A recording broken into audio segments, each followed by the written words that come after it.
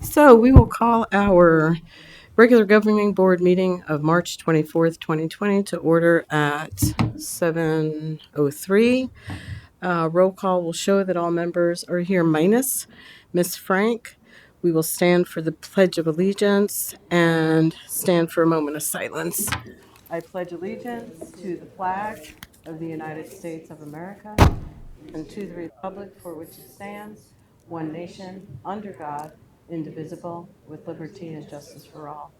And I guess it's kind of an obvious thing why we might be standing. So um, everyone's kind of on the same playing ground with this virus that we have going around. So we're here to do our best for our community and for each other. So I hope that we can all pull together and stay together.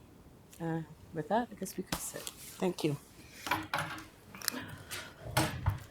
Sorry. Mrs. O'Brien, if you would do the honors. I move that the governing board adopt the agenda. I second. All those in favor say aye. Aye. No opposed. Do we have anyone that has a governing board report? Mrs. You just want to have something you want to say? Go ahead, Mrs. Tweeding. Okay. I just want to say thank you for everything everyone has done, and just to pass along some feedback. I do know that when through our communication, it was expressed that any employees in a high risk group that might be considered essential or et cetera, that the supervisors would communicate. And I would just like to request that our guidelines on that maybe be requested from the district so that all employees are receiving the same information about that. Thank you. Ms. Reed? I just wanted to say thank you for the time and attention that you have given to our district and our staff and our students over the last week, and to all of our principals and nurses and district personnel that have been putting countless hours behind the scenes. So if you wouldn't mind, please passing along my sincerest thank you. It was such a pleasant surprise to see how many meals were served yesterday. So just a huge shout out to our nutrition department for doing that. So, we really appreciate everything. And Dr. Finch and Sheila, also thank you for just being a strong pillar in our community right now. It's appreciated. Mrs. O'Brien? I think I'll just say ditto for all the thanks, because it is awesome that you all were in here and taking care of our staff and our students over spring break, and are working to make sure that they continue to get the excellent education that Deer Valley always gets. And if you'll pass that along for all of us, and we would like to ask our parents and community members to continue to be patient.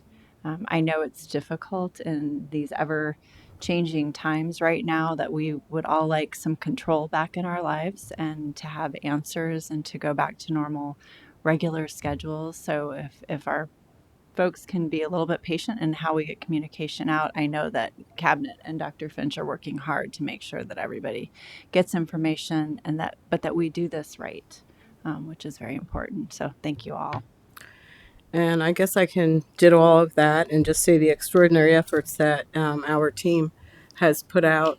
There are a couple of parades at our school today, so kids know that we miss them. Just all those things are not small, they're big. So any kind of moral support you can put out on Facebook or whatever social media you use is going to be a big deal, because just saying that we miss you, we love you, we're here for you, we're going to help you, you're going to get through this. Seniors are a little bit freaky right now. Seniors as in seniors in high school. And there are things for them to do. They can give blood. They're young. They're not sick. They can go give blood. There's just a million things for us to do during this time.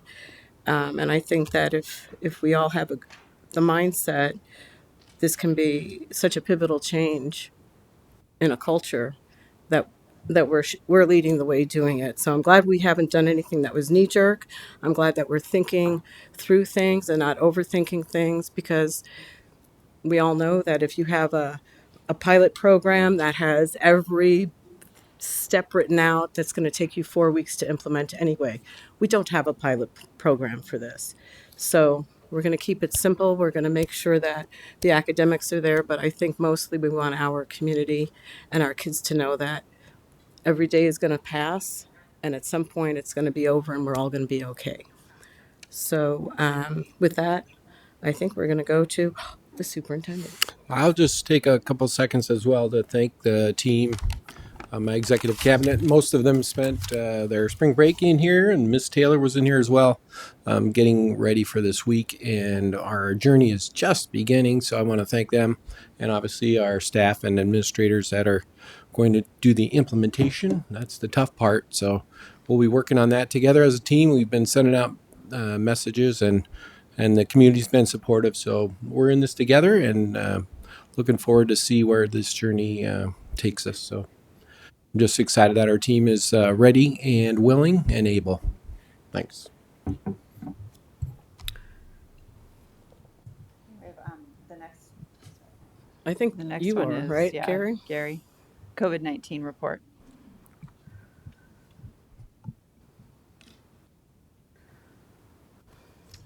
Okay, good evening, President Ordway, members of the board, Dr. Finch. It's certainly my pleasure to speak to you here tonight about the district actions, the district response to COVID-19, to let you know about how many of the district staff members have been responding and helping to take care, as you mentioned, President Ordway, of the students, their families, and also the staff. I too, as you have already thanked folks, I would like to take a moment to thank the numerous individuals that have really stepped up over the past 14 days. It has been a very interesting journey the past 14 to 16 days, and it really has been 14 to 18-hour days, getting all the information as it comes in by the minute, and it could be completely different information that you received 60 minutes before that. And so with that, I just want to thank everyone who is watching right now and to publicly thank them, because there's just too many people to mention by name, but I'm very appreciative of them. Okay, so on the agenda today, we intend to cover some items related to food and nutrition. We also want to cover how we are helping both staff, families, and students with some social emotional supports. We also want to review the communication that has occurred heretofore with our parents, our staff, and our administrators, and then also talk about some of the communication that will come. And then perhaps of most interest to you at this point is providing a preview of the next 3 weeks as far as what will happen with our online instruction. Okay, so with our food and nutrition, I know a couple of you had mentioned this already, but I really, really have to give a shout out to Director Charlo. She is doing an incredible job. It is just amazing to see how many meals that have been served to our families. I think, Jim, you can correct me if I'm wrong, I think up there it's almost 8,000 meals, right? 7,600 plus between yesterday and today have been given to our families. And so we know that that number will likely continue to climb. And so it's just been great seeing that. We've had some good tweets that are out there, and we know that it may be incumbent upon us to add more sites. And so when I was talking to Food and Nutrition today, they mentioned that beginning next Monday, they may have up to 7 new sites that they will add on to the current 9 to meet the need that the community is stating. So of those 9 sites right now, 6 are at schools, and 3 of those are off school sites. Now, there are particular rules that they need to follow as far as when they select some of these off district sites. And so there's a formula that they follow, but they will continue looking at adding on additional sites, as I've already mentioned, if that need arises. There also had been some concern about some of our student groups, particularly our homeless student group, and making sure that they could get access to food. And so we did have communications with that population, both with the students and the families, and we made sure that they were connected to the help organization so that they could provide food directly to them.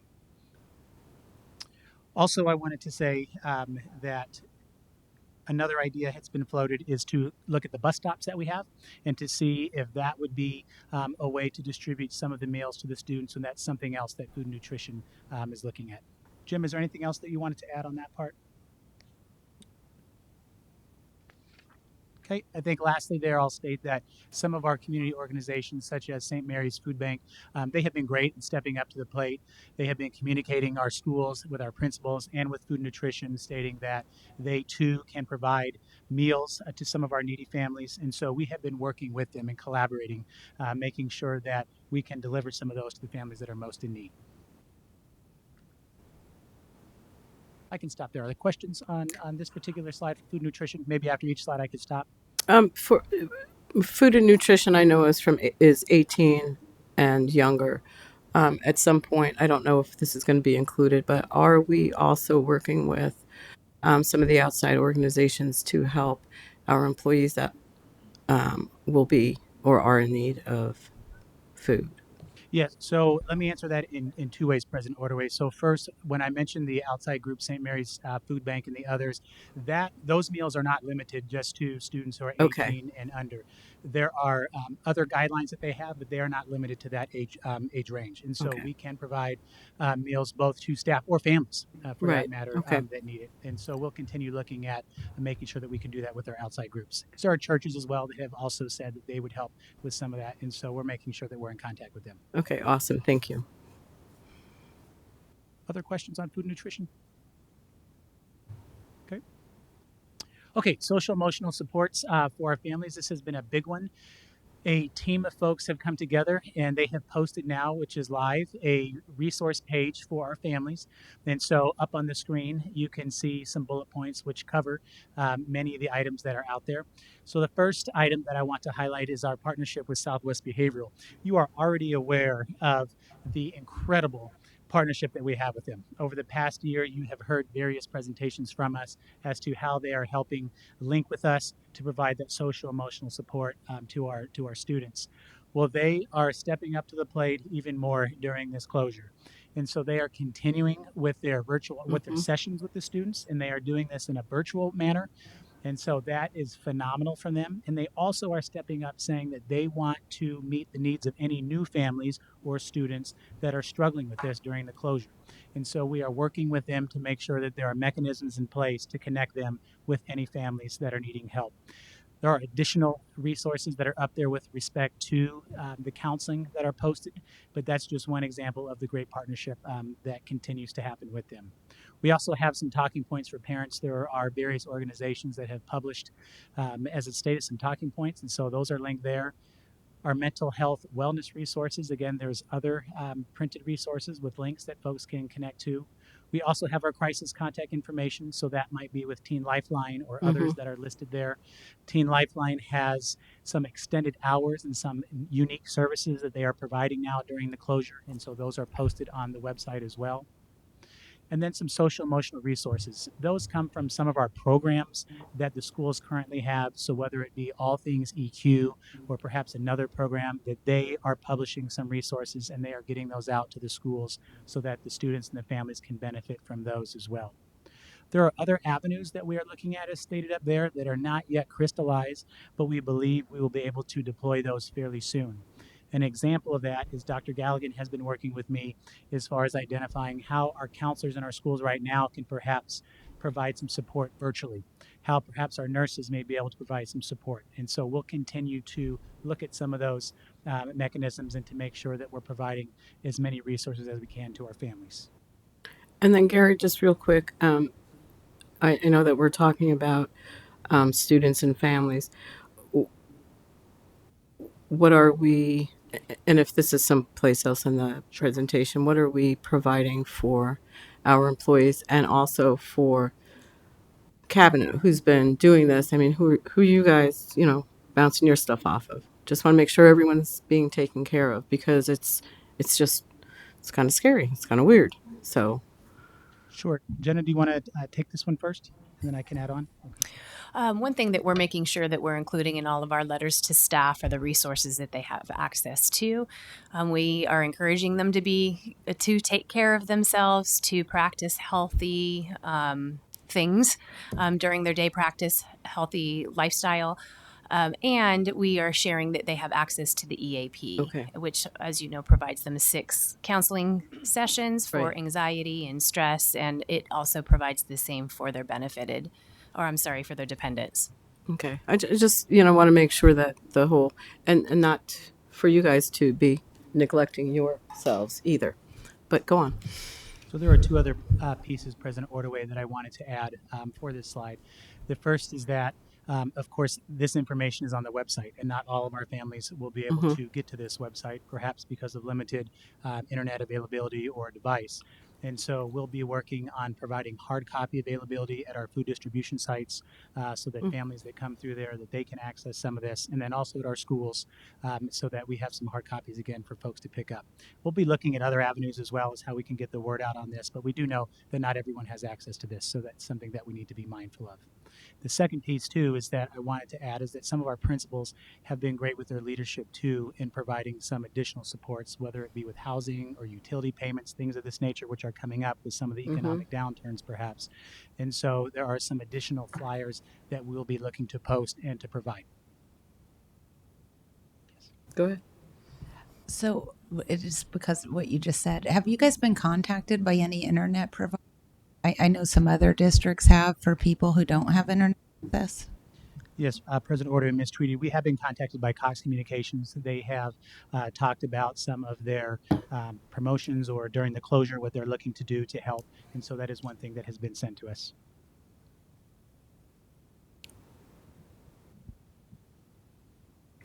Okay. Okay, communication to the principals.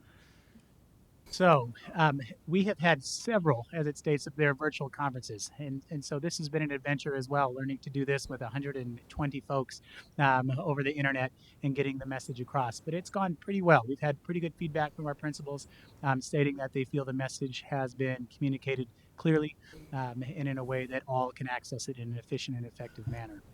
And so I don't want to read these because I know you can read them on the slide, but this is a list of some of the items that we have discussed with the principals. So I'll give you a moment to look at that.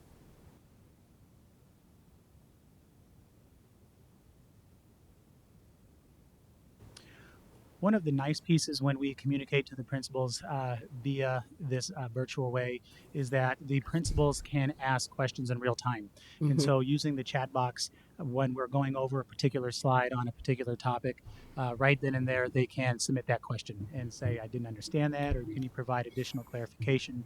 And so usually when we do those, there are others from the central office that are at the table with me. And so we can 95% of the time answer those questions right there on the spot. And then since it's in the chat room, everyone sees the response to that. And so that has been a positive piece to doing the meetings this way. Okay, with our communication with the parents and the staff. So I put this slide in this manner because much of the information that has gone out has been similar for both the staff and the students because some of it has covered just general information about the coronavirus, COVID-19, and then some of it has also been with respect to what is happening with the schools in terms of the closure. So again, some of that has been the same, but some of it has been different. So in terms of both the staff and the parents, we have used the written communications, we've used the text messages, the automated dialer has been utilized as well. We also have an email that is called Spring Break Concerns. And so that went out in our original communication to the parents and the staff before we went on to our first spring break.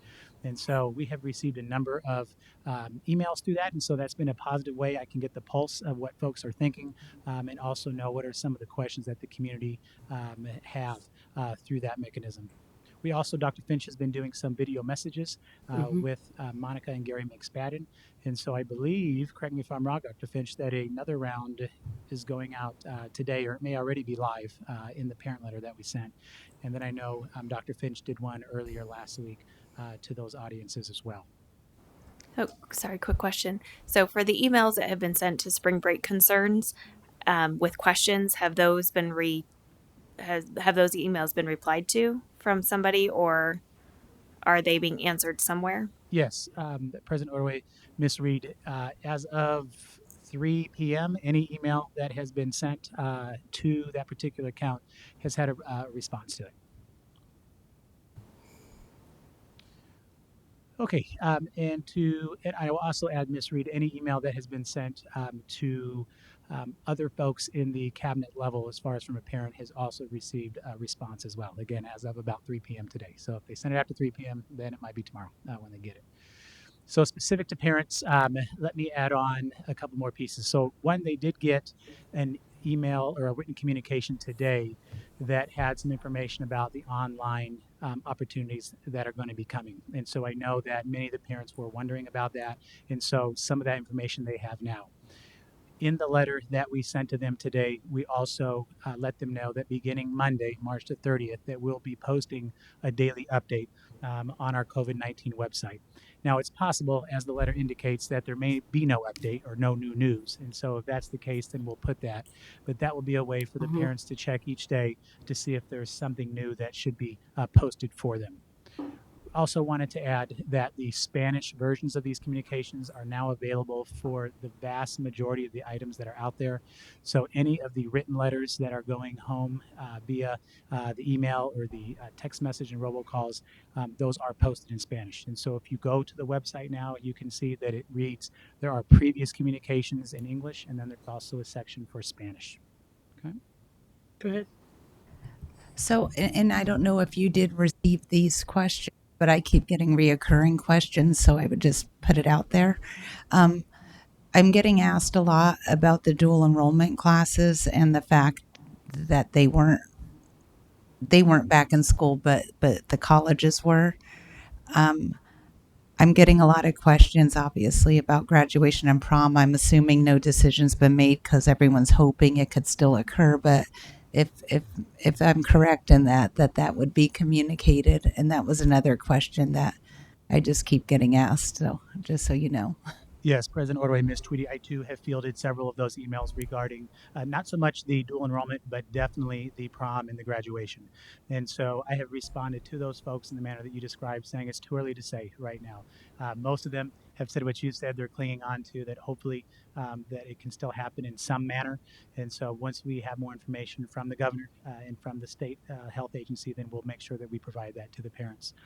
Dr. Can Galligan, would you like to, I'm sorry, Ms. Tweedy. Oh, could you just post that's why no communication's been made because no decision's been made or something? Just so I'm not just saying that. We did post that, Yeah. I think, in last Friday's communication to both the staff and the parent community. We did post that, but we can certainly look at that again in a future update, perhaps beginning March 30th.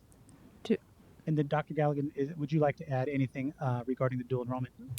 President Ordway, Ms. Tweedy, Rio Salado Community College has been working with us, as they have been with other school districts, and they're going to be working on with us for an April 6th start. So our dual classes will be able to continue as normal beginning on April 6th. That's the last communication we had. That's not to say that it may not change, but that's the last communication. Other questions on this slide, President Ordway? Yes. Do we have a frequently asked questions section yet for COVID-19 on the district website? Yes, President Ordway, Ms. O'Brien, we do. We have had the frequently asked questions on, I believe, since March 17th. We've had a section on that. And are those questions the questions you're getting in your emails, or are those questions just directly related to COVID-19, like for cleaning and stuff? Most of those are related to the COVID-19, and so some of those new concerns that are coming in, we can add to that. Okay, thank you. So I'll add that. So those were the pieces to the parents. Specific to the staff, I want to add that there will be much communication coming out this week to them. They did receive communication late last night regarding some of the items that will be coming up. There will be additional virtual meetings that will be occurring as well, both this week and next week. And so the one thing that is for certain for all is that next Monday, principals will be holding a virtual staff meeting on Monday for their staff. And so that will be a chance for them to get some FaceTime virtually with all of their members. Jenna, is there anything you want to add to this one in terms of communication this week? I know there's more in the future slides, so we can just punt if I would just add that we also held a virtual meeting with all directors on the business side of our organization extremely helpful. So much of our communication has been focused at the campus level, and we are also paying attention to the business side of the organization. It went very well. We plan to meet with them again on Thursday. Okay, so let's start our preview of the next 3 weeks. So I'll do my best here not to read verbatim each of these, so I'll highlight each of the points.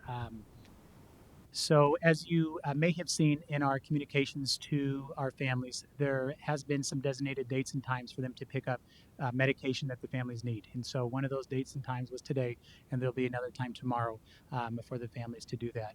As you know, our meal distribution has already started. We'll continue to do that. As we've also stated, there are multiple virtual conferences that have already happened this week and will continue to happen. These are some of the teams that are also meeting, making sure that the appropriate planning and preparations are in place for the online learning delivery. There's also a survey that went out today to our staff and the students for the online and connectivity access. And so we have asked for folks to complete that as soon as possible so that our technology team can ascertain what is the need that's out there, both for our students and for some staff members. And so I believe, Dr. Galligan, we asked for folks to complete it no later than Friday, I believe is what we put in the letter. And so I know that that team is looking at a device distribution sometime next week, which we'll get into later. Also, we are providing for those that need it, or administrators, any training on how to hold virtual conferences. A few principals have reached out to me, and so we're making sure that we provide that to them. Also, for the platforms that will be used for online instruction, Canvas in the Google Classroom, we do realize that for some folks, they may not be as proficient as they would like in order to do this once we start on April the 6th.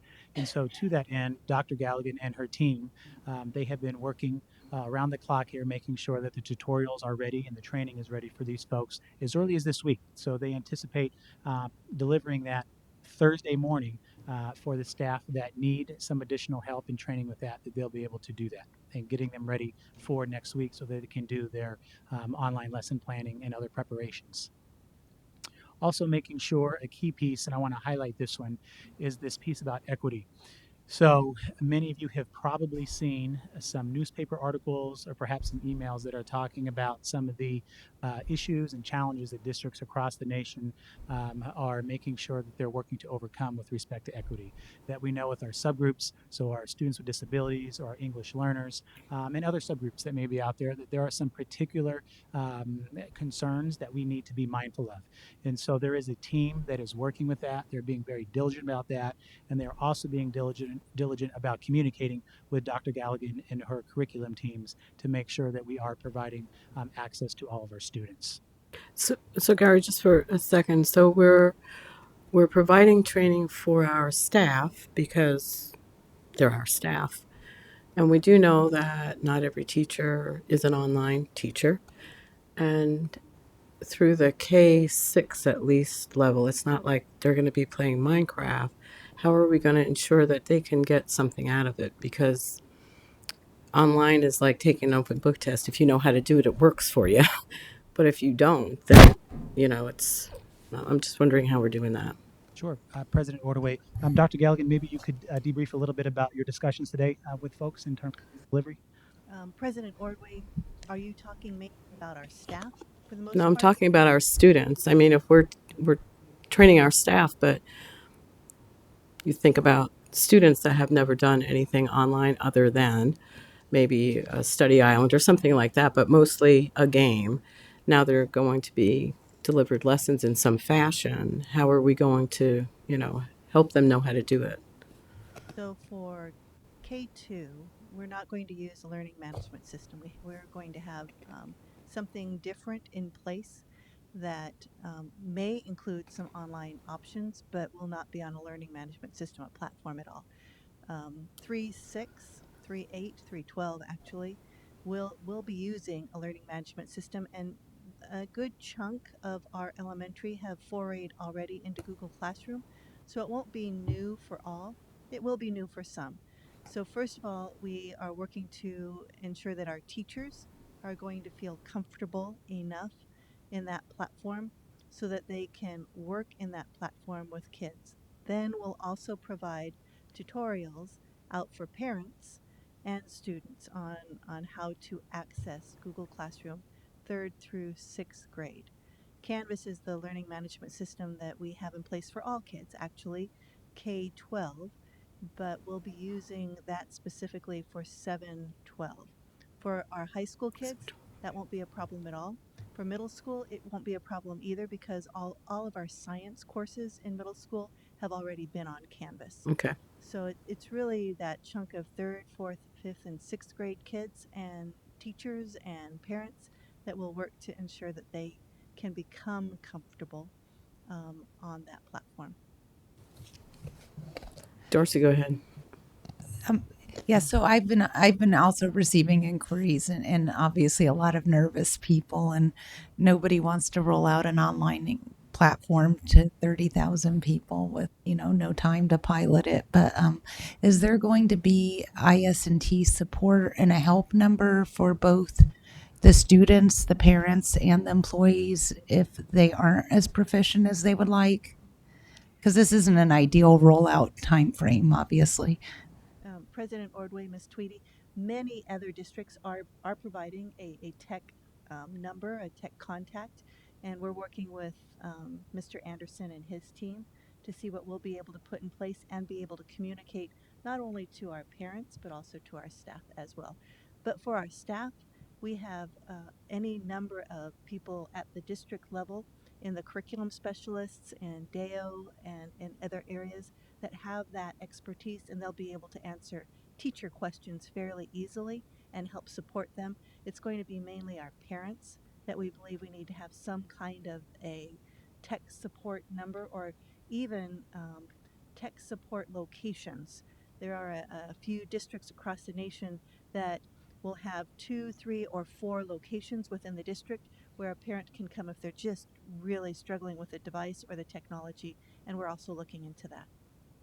That's great. And I also think there are a number of teachers who have never taught online, and they assurance that if it's a disaster for them that they can get help. Absolutely. Okay. I have a quick question. I was speaking to a first responder today who was expressing that at any given time he's working to 70 to 80 hours, and his wife is essential personnel, so she's working about the same. And there were some concerns on how they were supposed to help their kids when they aren't really home to be able to oversee during the day that their kids are doing their schoolwork. So, will there be some sort of help or guideline for parents that might fall into that category that are still working more hours than they normally would be? President Ordway, Ms. Reed, we realize that all of our parents are going to be in a very different situation. And we've also had the fortune of being able to watch and benefit from some of our districts near us as well as across the nation who have moved forward. And one of the greatest gains that we have found is that we are not going to actually be very complicated in what we put forward for parents and we ask kids to do. And that plan will come out in about 2 days, but we are looking for simple ways to get to essential content. In actuality, for the first 2 weeks and potentially 3 if the governor continues to extend it, we are really only looking at review and enrichment activities so that we're not looking at new content yet. We will eventually have to get to new content if this extends out, but at least for the first 2 weeks, we're looking at review. And the main reason for that is similar to what Ms. Tweedy said. We have some teachers who will not feel comfortable in an online environment or a platform, so giving them the opportunity to just settle into something they've already taught and that they can put forward for kids as review and then for the kids too. It just is a win-win to help ease everybody's concerns. And then eventually, if school is closed longer, then we'll address new content going forward. Thank you. I think one of the concerns is parents are thinking that they're going to have 6 hours worth of instruction.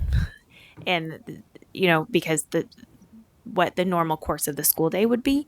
So is there, I know I don't want to speculate too much because we're building it as we're talking, but something that we can kind of say is, it's not going to be 6 hours. It's not going to be 6.5 hours. It's realistically going to be, 2 hours review. It doesn't have to be, consistent, that type of thing that we can start to at least help parents understand. Because as soon as the email went out today, my phone started blowing. And I'm sure everybody else did too. But even if it's just a little bit of information that we can give out, that we're not asking you to be the teacher. We're just asking you to keep your students' minds sharp. Absolutely. That information is coming out, that communication. We have so many questions. Go ahead. Okay, President Orway, there is a last bullet point that is not able to be viewed here, but we do have a designated time in 2 days for our staff members to come this week to get any essential belongings for them as well. And so that's this Thursday and Friday, and there are some time frame windows that have been placed on that, along with some social distancing guidelines for them to come get their things. And so with that, in a preview to the next slide, Jenna has already talked about this some, but she alluded to a meeting that happened earlier today with various directors and the HR team. And so she is going to go into more detail now, as we know that many of our staff members throughout the district, some still are, they're having some questions as far as how this closure will impact them. And so I'll give this to Jenna now. Jenna, real quick before you go, a little bit of backtracking. Are we prepared to allow students at some point to retrieve? And I know there's only one school that has lockers, and that would be Goldwater, because I don't think anything in an athletic locker might be essential to somebody. But like band equipment, are individual campuses working with that? And do you have a rule for it, or we're not? Yes, President Ordway, that actually was in the letter today to the families. Okay. And so we have a date next week, actually, it's next Tuesday, for students to get essential belongings such as a band instrument for those that want to do their daily practice. Okay. And so the parents have that information now. And if I already had that letter and I didn't read it, I apologize. Nope, it was not in there, but that was in the parent communication that went out today. All right, go ahead, Jen. I'm sorry. No problem. Okay, so in our meeting today, we had the opportunity to go through some of the work that we had already done. And the directors that were working with us gave us a lot of really good feedback, asked many questions that we're going to need to know within the next 2 days so that we can roll this out to everybody come Tuesday. So what we're doing right now is we're looking at 3 different work options for every employees. First, an employee may be assigned to work in a telecommuting fashion or a work from home fashion. If that is the case, we have had a document created for DVUSD, a telecommuting document that the employee, if assigned at home, will review, sign. It will be sent to their supervisor, and then it will flow straight to their personnel file. So we're very appreciative. To Winocular. We had a conversation with them today, and they said that they can pull that off for us by Friday, so they will be able to implement that on Monday. You may also be assigned to be an on-call employee, so we may not yet have work for you to do on site or at home, but we do need you on call and ready during your normal work hours so that we could call on you to come to work or work from home.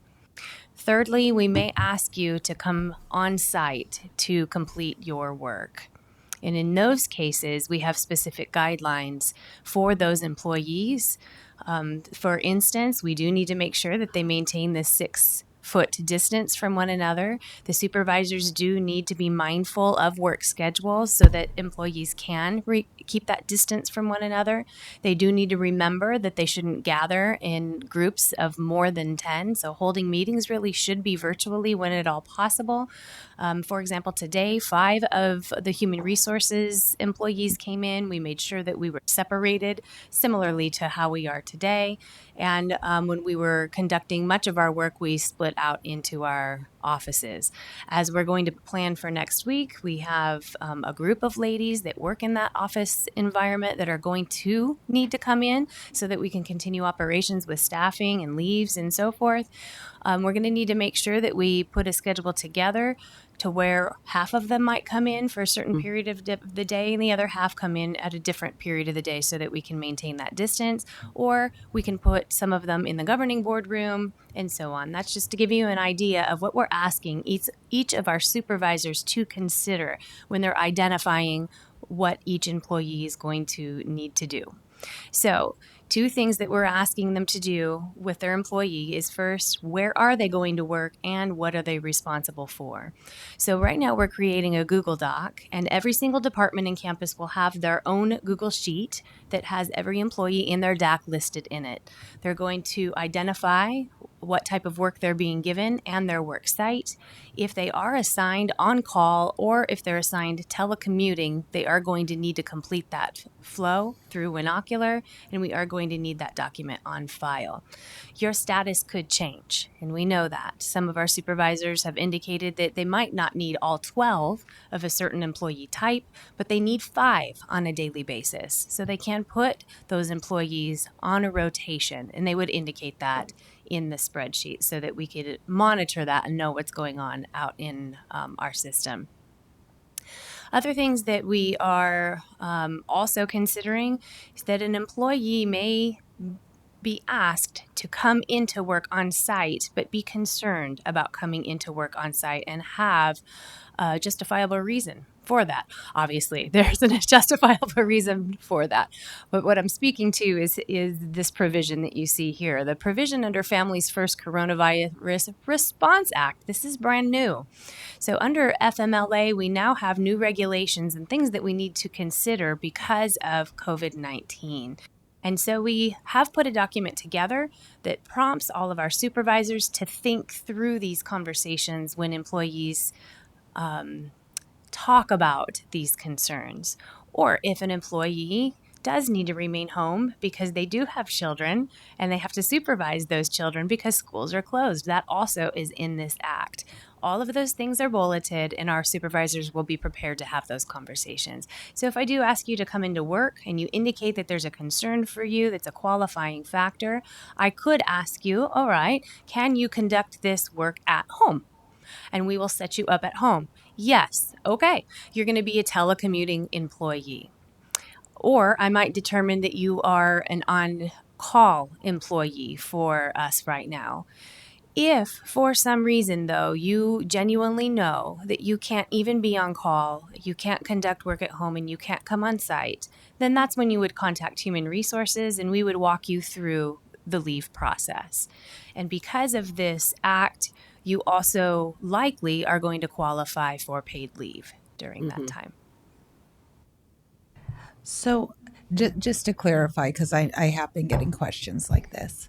So, if employees have underlying conditions that the serious medical conditions, so that they're not leaving their house right now, are the supervisors automatically asking that? Because sometimes when people get asked to work by their supervisor, and they have, say, cancer or severe asthma and they're coming in, they don't know about their rights. So how is this being communicated to employees? It's an excellent question. So we're creating a document right now, one for supervisors and one for employees. When we push this information out to employees, all of these considerations will be listed there. We will be sharing with employees that their supervisor will contact them, and they can, if they are concerned, can mention their concern, and their supervisor will work with them with each specific topic listed under that act. So each employee will receive a letter outlining the provisions under the Families First Coronavirus Response. That is correct. Okay.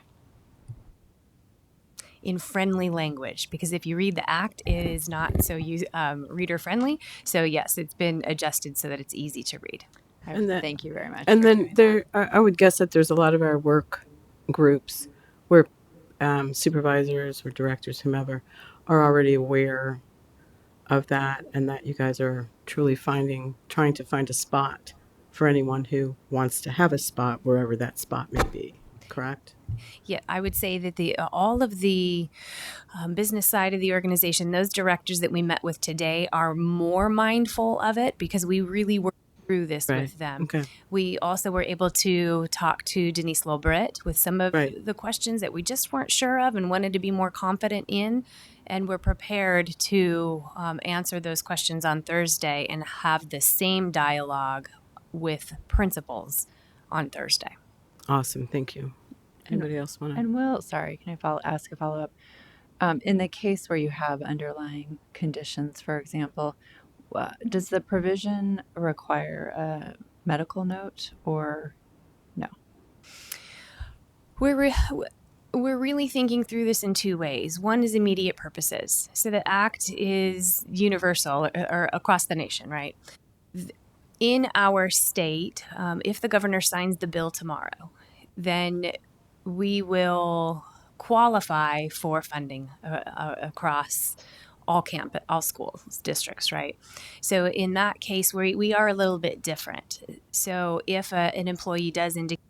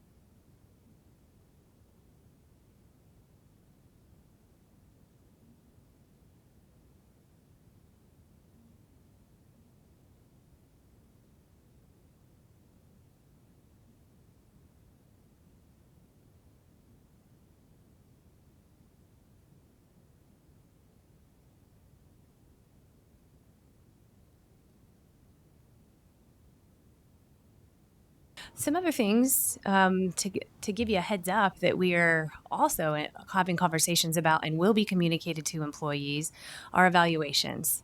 Exempt and classified are not as complicated. We have a due date for evaluations. We have more flexibility in that area. As you know, certified evaluations are highly regulated in statute. So we have been in conversation also with our attorneys in this area.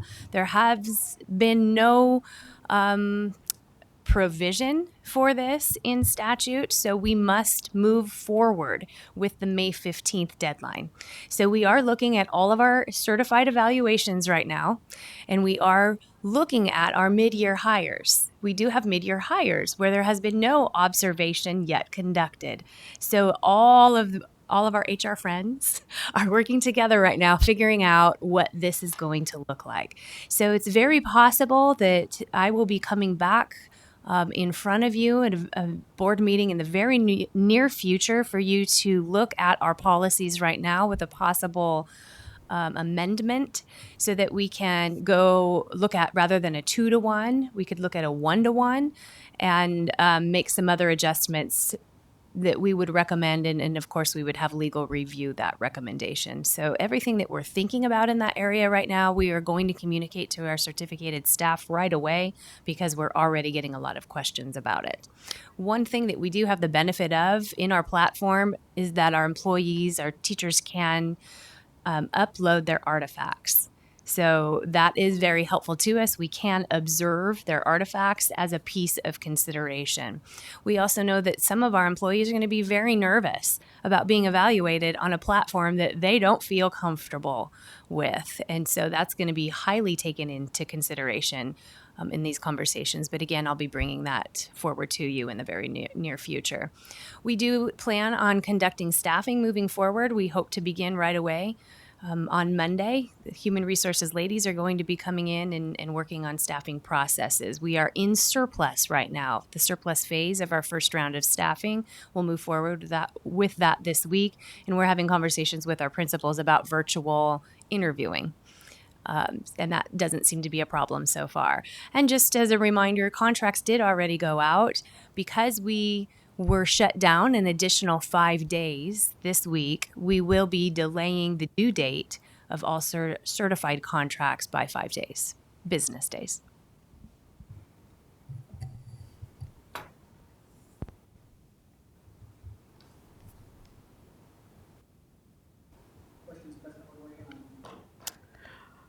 No, and all of this, what we're talking about tonight, is going out in clear communication more than once to the employees. And I would guess because Superintendent Hoffman has been pretty on top of things, that perhaps that portion of evaluation and the parts that are now necessary, that there might be guidance from them that will not make it incumbent upon us to figure that out.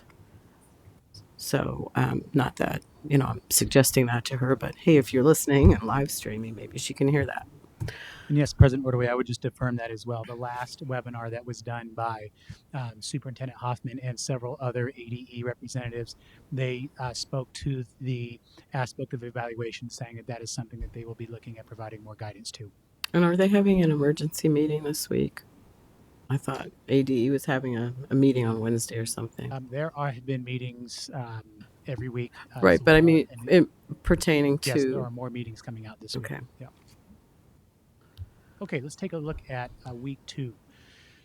So starting next Monday, March the 30th, at our campuses, administrators will be there for a portion of the day.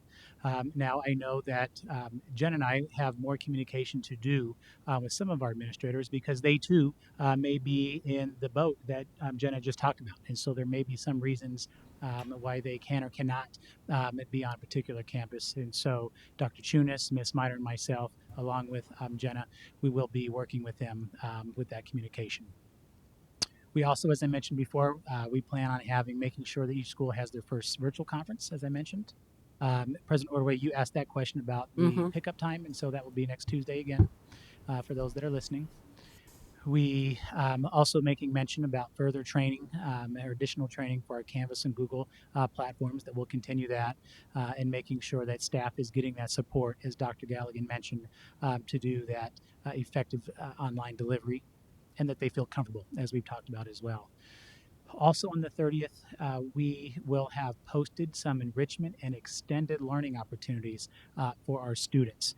And so these are opportunities that they're not graded, they are not required, but we do want to put some of these opportunities out there for our parents and for our students if they would like to take advantage of those during the week when our teachers and our principals are preparing for that April 6th delivery date.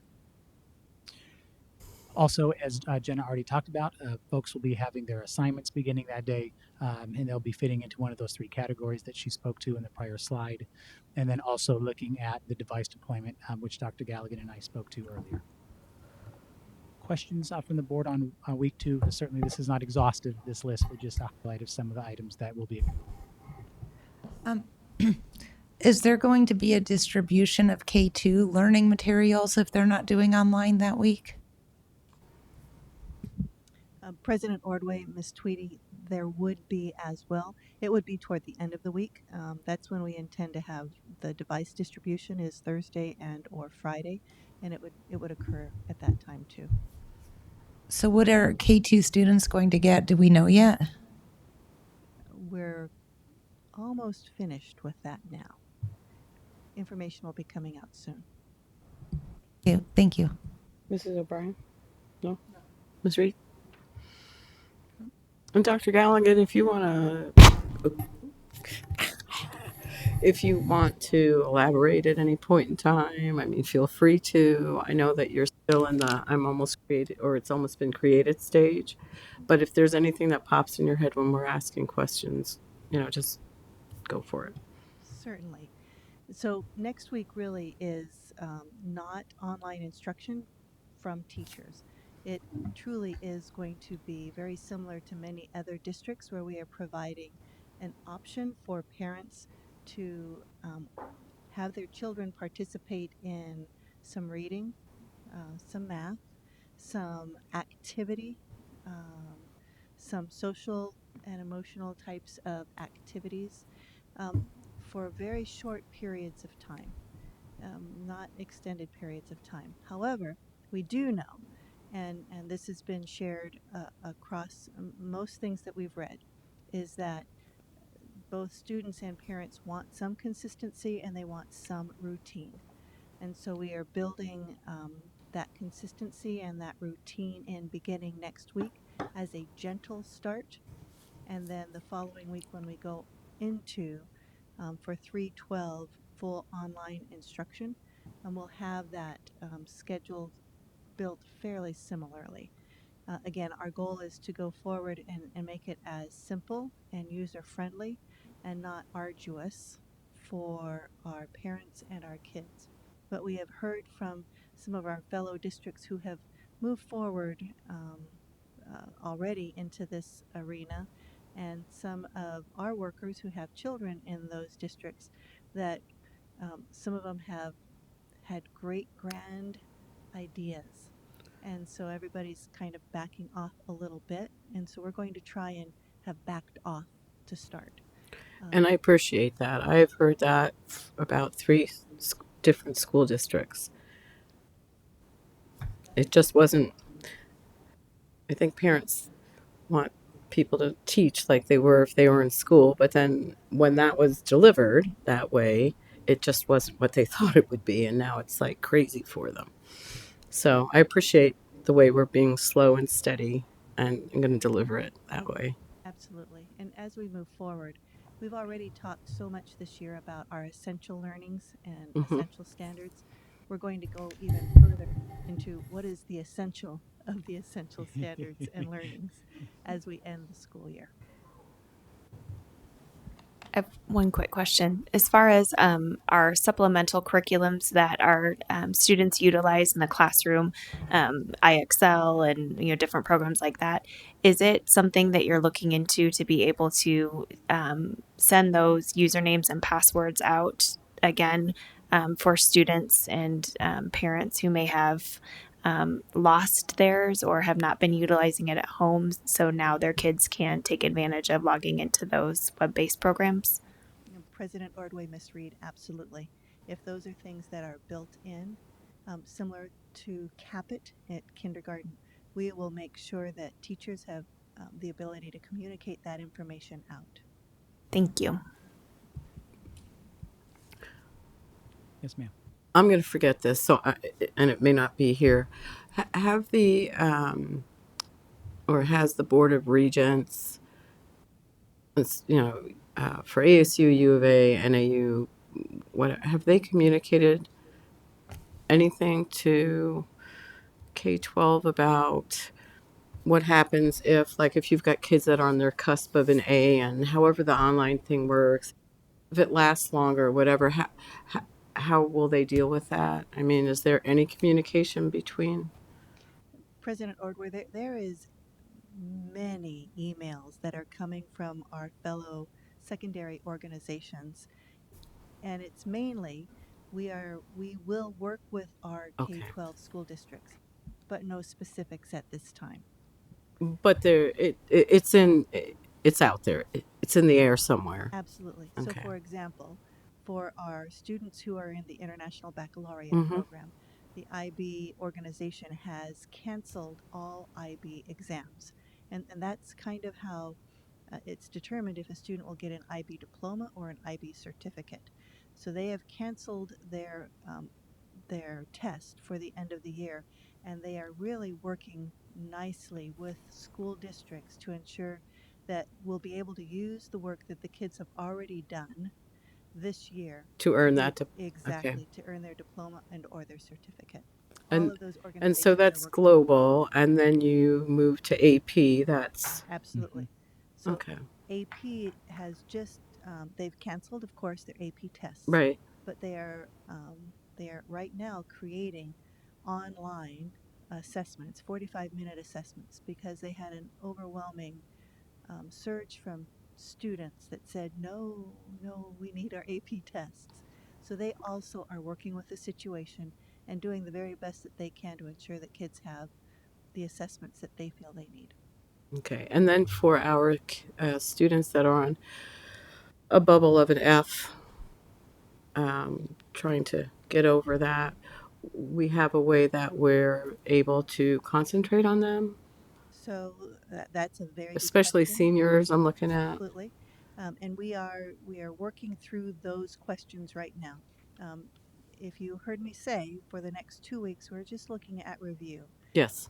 We are going to carefully keep an eye on how we ensure that our seniors have the opportunity to improve grades if they need to improve grades, that we have opportunities for them to be in a fast track course if they need to be able to capture credit. Our pathways students are the ones that we are probably most concerned with because kids who have been taking pathways, the brick and mortar face to face, take it because they're not normally as successful Right. on an Right. Right. online environment. So we're going to have to work with our online fast track courses toward between when we start those and end them to make sure that all our seniors have the opportunity to earn credit. It's not going to be easy, but we'll make sure that we do the very best. And again, the most important thing is that we will have opportunity for kids to improve grades going toward the end of the year. Okay. I appreciate that. Anybody I else? have Go one ahead. more. And so just anticipating the questions I'll get when we go back to your teaching online or working at home and also for students.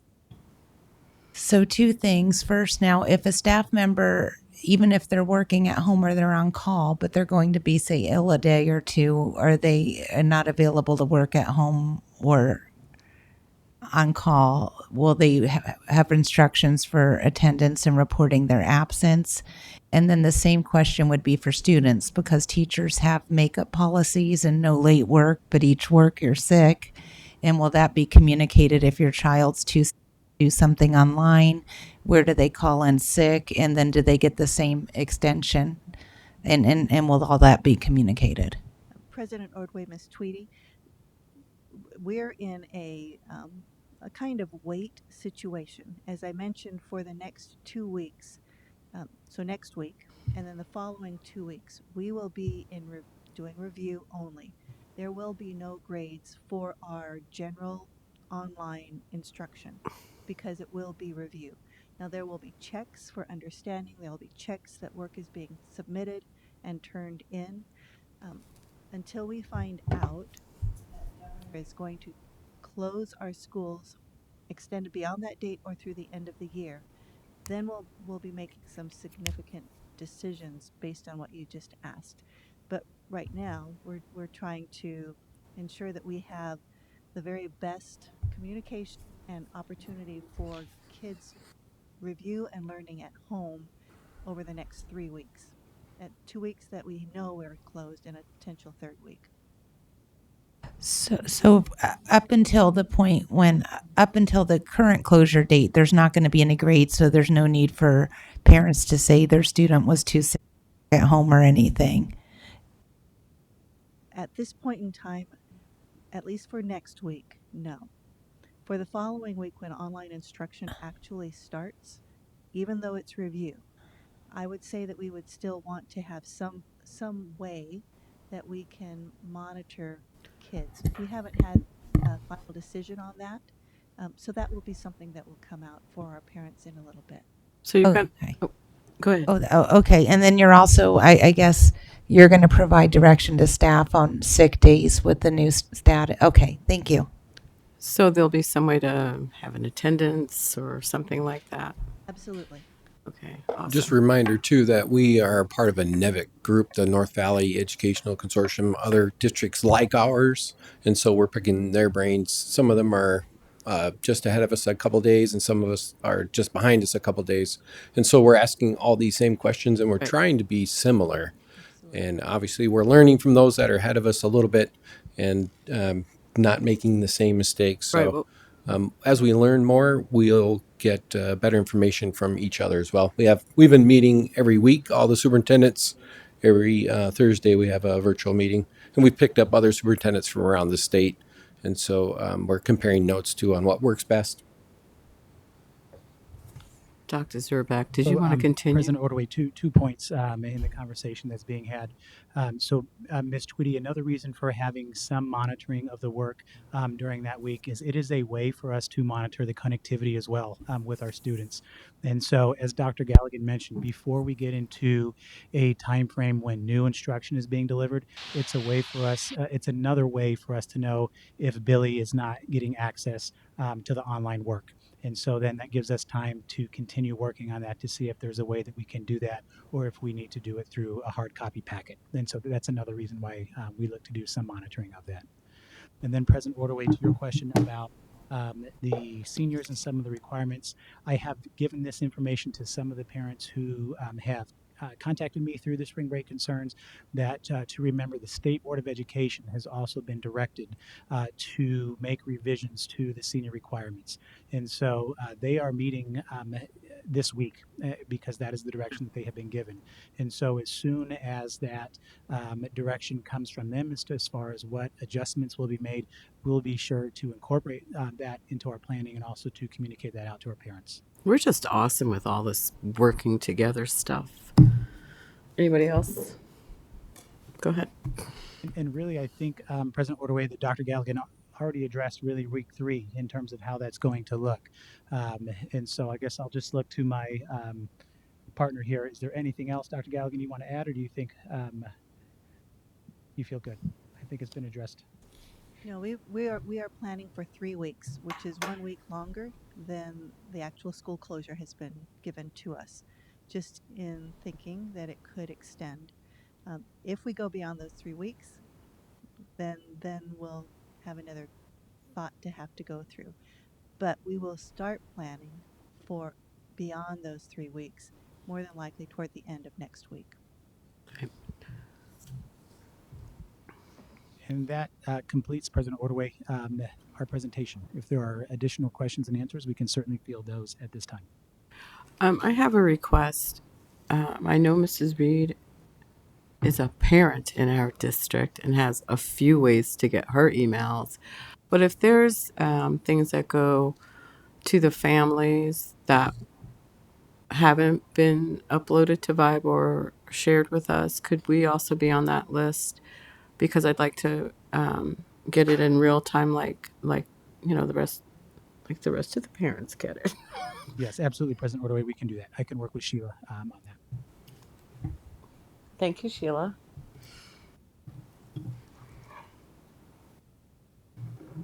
Oh. So Next, we have the Auditor General's 2018-19 district spending report. If we're done with COVID-19, we're who? if we're done with COVID-19, we're on to the Auditor General's Yes, spending we report. are. That would be Mr. Miglerino and Mrs. Mock. Oh, and they're so far away. By design, right? President Ordway, members of the board, Dr. Finch, I intend to be brief with this report. I think there are three takeaways that are important from this. I think the first is what we're doing is working, and I don't want to understate that. And I think there are two opportunities that come from this report. One is that we need to find some efficiencies within transportation, and the second is that our average teacher salary can certainly is something that needs to be addressed, and we're going to talk about that even later in this meeting on another agenda item. As you know, this report is something that's done annually. It's done by the Auditor General's office. It is our data, but it is their report. So they changed the report format this year a little bit. So it's now back to one page. It started out as one page, grew to 2 pages, now back to one page. But it is mandated in statute that they do this each year. As a reminder, this is for fiscal year 19. So this is the 2018-19 school year. So some of this is a little bit dated information. We maintained our ranking. We are third in the state when it comes to instruction spending, the dollars in the classroom at 59.5%. Our peer group, 57%. As you can see there, the statewide average, 54%. So considerably above that. Only Chandler and Gilbert spend more money in the classroom than Deer Valley School District does. Is that in the entire state, Mr. Miglorino? This chart here is just showing the large school districts in the state, the ones that are listed there. That's just for clarification. The Auditor General likes to use peer group. We also use a terminology called comparable districts. Those are 5 or 6 districts that are all large K-12 school districts in Maricopa County that we also compare ourselves to. You'll see some data from that as we move forward. They also use different peer groups for different analysis of the report, just so it gets a little bit more confusing as we move through this. I'm going to change this slide. I'm going to apologize in advance. The chart actually is, I think, much more, well, it's graphic in nature because it's a chart, but it also tells the story a lot better. This is a great celebration, Dr. Galligan and all of our instructional folks. We are now on top of the pile when it comes to looking at student achievement. So when I said we are,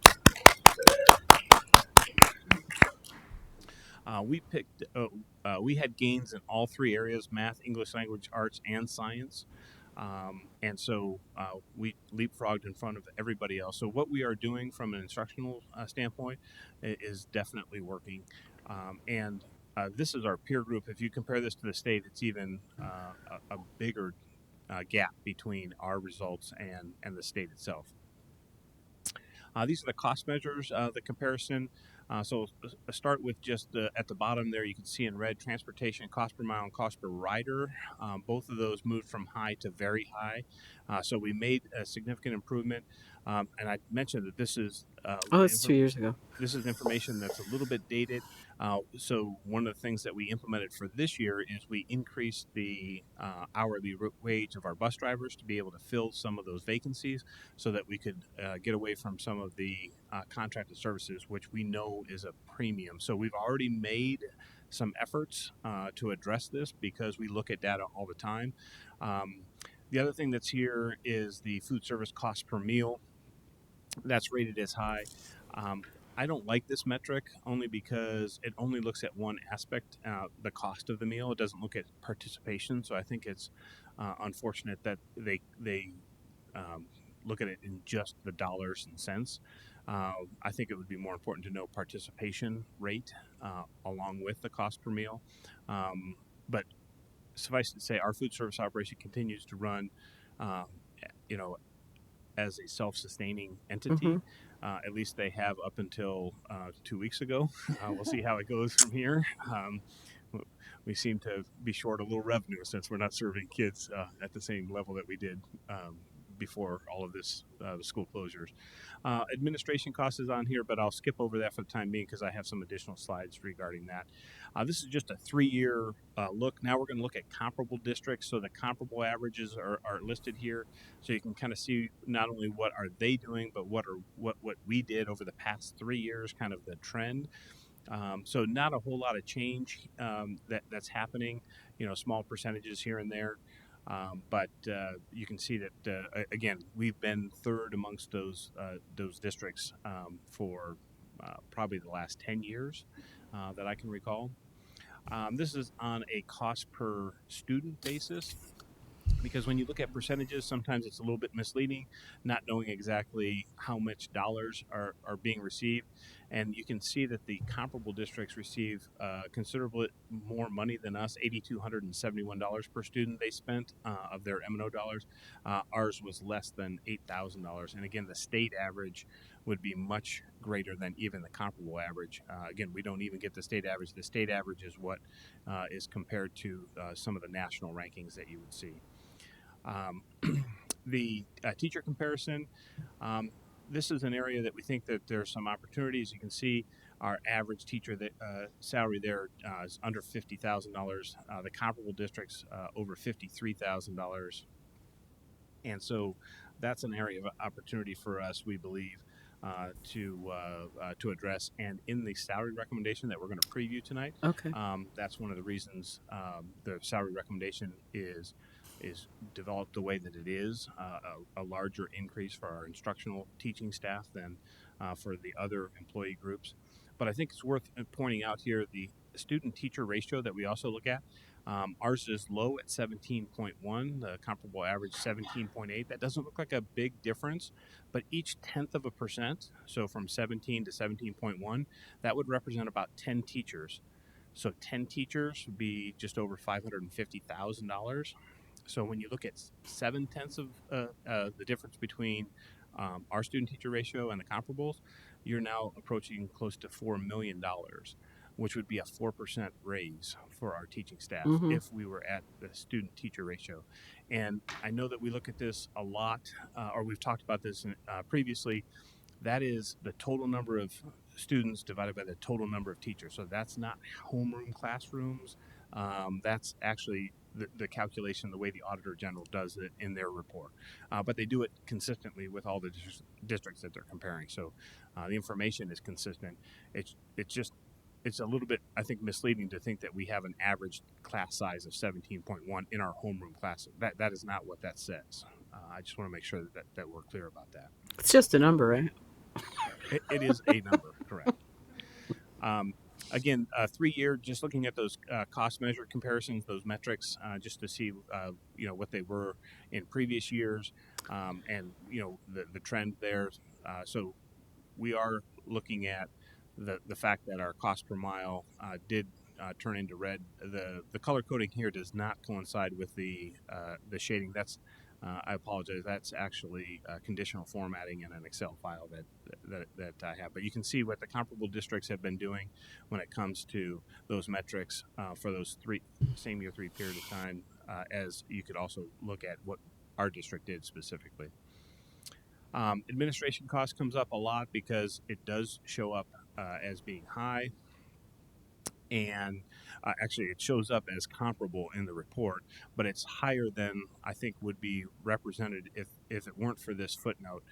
We have something in our district, a retiree continuation of health insurance benefit that we no longer provide to employees. We haven't provided it since, I guess we're going on 11 years now, but we are still paying for it over many years.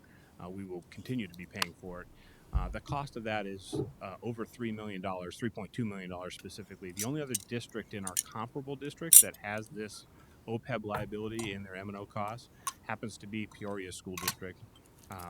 So what this shows is what our administrative costs would be if we took out that cost that other districts don't have. And on these 3 categories, general administration would be for the key leadership positions in the district, including the superintendent and governing board, as well as the deputies. The school administration includes everything in the front office at our school operations, and then central services or everything else that's kind of a district office. It's a catch-all category. And we actually improved or reduced the percentage of our administrative costs over the previous year. If you were to look at that, but in the same breath, it looks like our administrative costs, our general administrative costs, are 2.1% of our M&O dollars. When in fact, if you were to remove the OPEB liability, that retiree contribution that we have, it would actually be 0.6%. That's how much of an impact that's causing.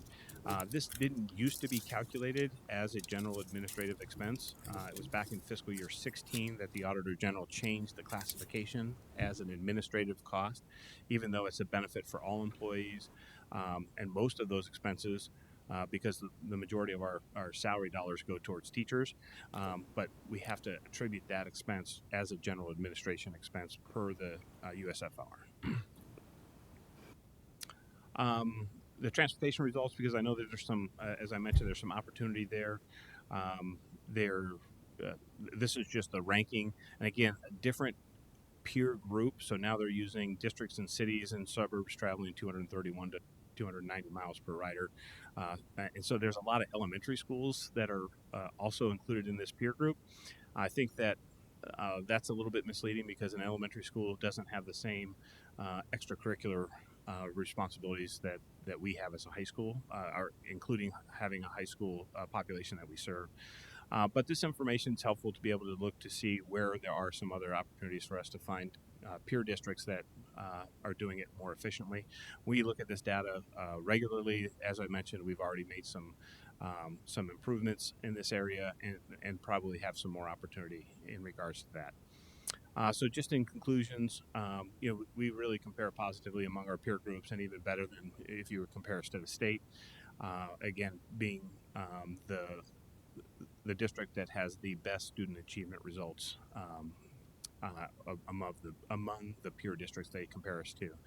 We're doing it with less dollars, so we get less money than the comparable group. We get less money than our peer group. We certainly get less money than the state, but yet we're getting better results. So what we're doing is definitely working.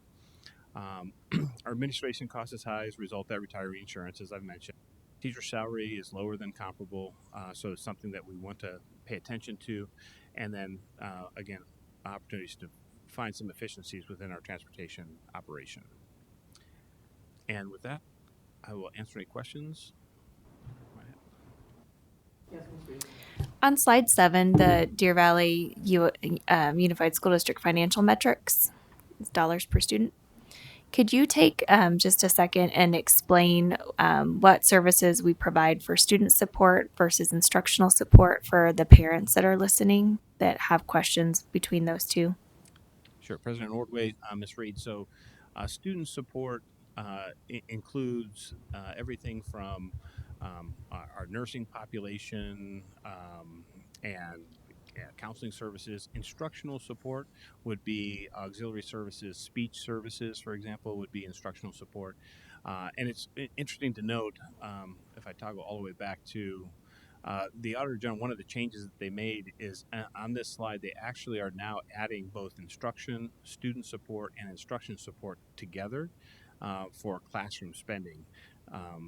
And it used to be that they only looked at instructional spending specifically, but now they're adding all three of those together because they all directly are related to supporting students.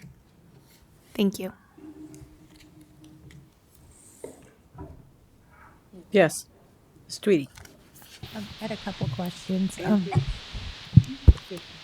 I understand you may not have time to do this right now, but I would like, when we talk about average class size, I would like to know the average class size for some of our programs like Mandarin, Renaissance, IB, versus what is the average class size when those for programs that aren't non-specialty programs, if that makes sense.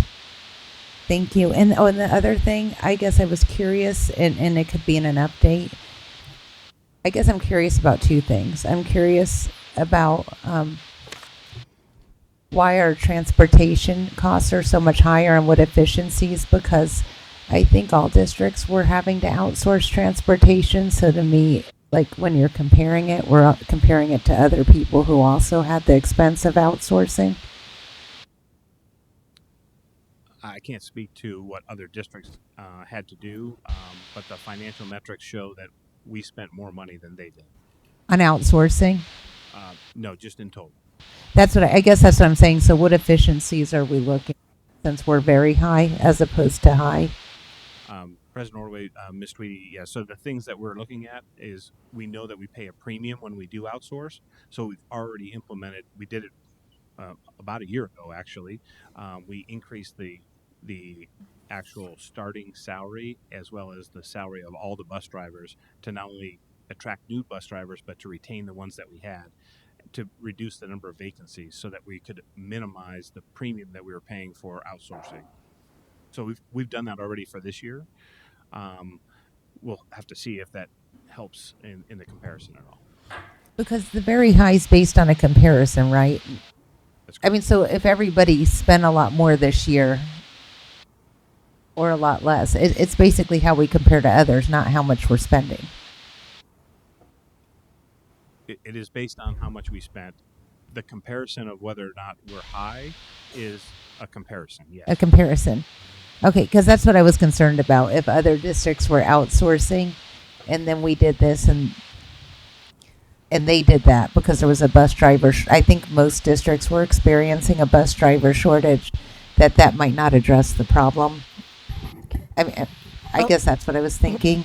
and we'll see if I can speak. Ms. Tweedy, Mr. Miglerino can correct me if I'm wrong, but I think also because of our geographic size, we're 367 square miles. We're one of the largest physical districts in Maricopa County, which also makes us, I think historically, we've had higher transportation costs on the class or the district spending report just for that reason as well. So then when you couple that with the addition of the contracted transportation and add on the additional salaries, I think that probably is what boosted us up into the very high area. But if you check reports historically, I think for the most part, you will always see that we were in the orange or the red once they started this metric, that we've always been toward the high end. And I do believe part of it's just in relation to our size and how far we have to travel with our students. And then two, we're being compared to elementary. In this box, elementary schools don't have the kind of transportation needs that a unified school district has. Not saying that we can't find ways to save money, but we also have, I think, a more generous or a leeway for our kindergarten students than other districts, correct? President Orway, that is correct. The eligibility distance for kindergartners is less than many other districts. Because we would like to keep our eyes on them. I think another variable that I might have the timing off on it, but if I remember right, we took the director's directive seriously and didn't allow our drivers. I'm probably going to mess this up, but it was the truck driver language, and we are one of the only school districts that follow that ruling until it was till later this year. So we've been doing that for a while. A lot of our peers were ignoring it, and but we eventually got a new ruling and then started allowing our drivers to work during the day. That was this year, though, right? Not 2 years ago, because that was over the summer that Correct, which they should have gave a that. variable on That is the correct. on the next number. But we'll have to remember that for next year. Yep. and and and so I guess I guess I had two other questions then. Well, the first one is, do we have any ability to compare what we spend on, say, repairs, fuel, etc., compared to other districts, so we can get an idea of exactly why the transportation costs are higher? President Ordway, Ms. Tweedy, not unless they voluntarily provided that information. It's not there's no public report that has that level of detail. I do know that our professional association is working on some tools to be able to do some additional comparison data, but that is yet to be put in place at this point in time. So, on occasion, if we do find, for example, on this list, if we were to look at Queen Creek School District, and this hasn't happened, so it's hypothetical, and contact them because they show up as much better in terms of the comparison, and they are a unified school district. We could contact them and say, hey, is there some other way that you guys are buying fuel? Is there some other, way that you guys have found a better way to provide the transportation services? Or maybe they just have a different methodology altogether. Like hey, we combine all of our stops. We try and have a balance cost with the customer service approach of being able to provide a service to our riders. And then the other question was on the food cost, the cost per meal. So if we raise the cost of meals, is that going to make that number even worse next year? Yeah. So if you raise the cost of the meals, the actual total cost would go up. But again, the cost per meal, I think, is it's a one-sided metric, which would we could get the cost of the meal lower, but people may not elect to eat it, and then it would actually cost us more money. So it's just the cost of the meal itself is not enough information to make, in my opinion, to make any sort of assessment from, because right now we're able to operate the food service operation without contributing any other M&O funds to it. It's a self-sufficient operation. If we were to reduce the cost of the meal that drove down participation, we would receive less revenue and therefore might not have the same financial outcome that we have today. So the cost of the meal is just one aspect of it, and in addition to it, it's, for us, it's outside of all of the other dollars that we contribute to the cause that we have for our district. So there are no there's a matching amount that we have to contribute per the USDA program, but outside of that, we're not contributing M&O dollars to run our food service operation. So later in the agenda, we're going to talk about the cost per meal, and I think maybe that's the point that you're making. That is related to the labor costs and food costs of the meal themselves.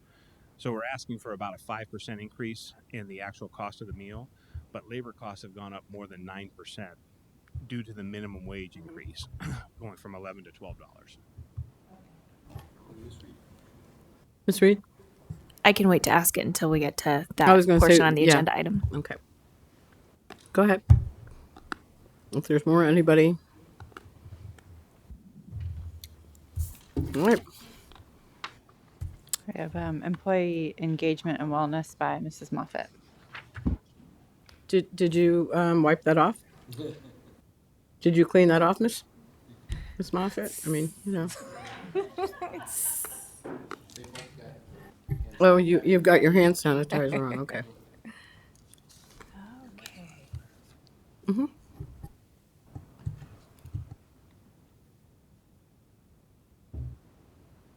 A moment.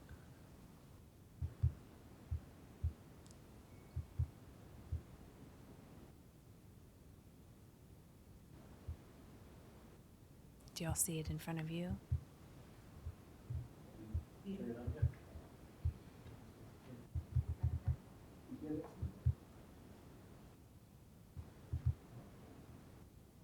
Just wanted to see you get up. Okay.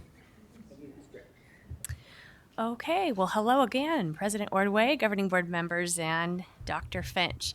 I'm happy to have the opportunity to get to talk to you today about our planning, human resources planning, and actually payroll as well. This is a great partnership this year as we look at health and productivity in our school district. I know that you have received some information as Dr. Finch talks to you about our goal areas, our strategic priority area 2. I'm sure you're very familiar with our strategic plan as it's been in implementation for a few years. And so I just want to update you on our work in priority area 2 under the umbrella of employee engagement. So I do want to point out that as we look at our organization and we're looking at our employees, it's really important that we consider the things that I've identified on this slide, and we are mindful of these things. And I want to also point out that we're grateful that our organization allows us to look at our employees in this way. As I speak to my peers through the ASPA organization, not everybody has that luxury, and we do. So as we make decisions in our district, you'll see this comes from the Society of Human Resource Management as a suggestion when you are doing strategic planning. We should always be considerate of promoting positive relations between employees and management. We should balance the needs of employees with those of the organization, and we should always be cognizant of our employee engagement.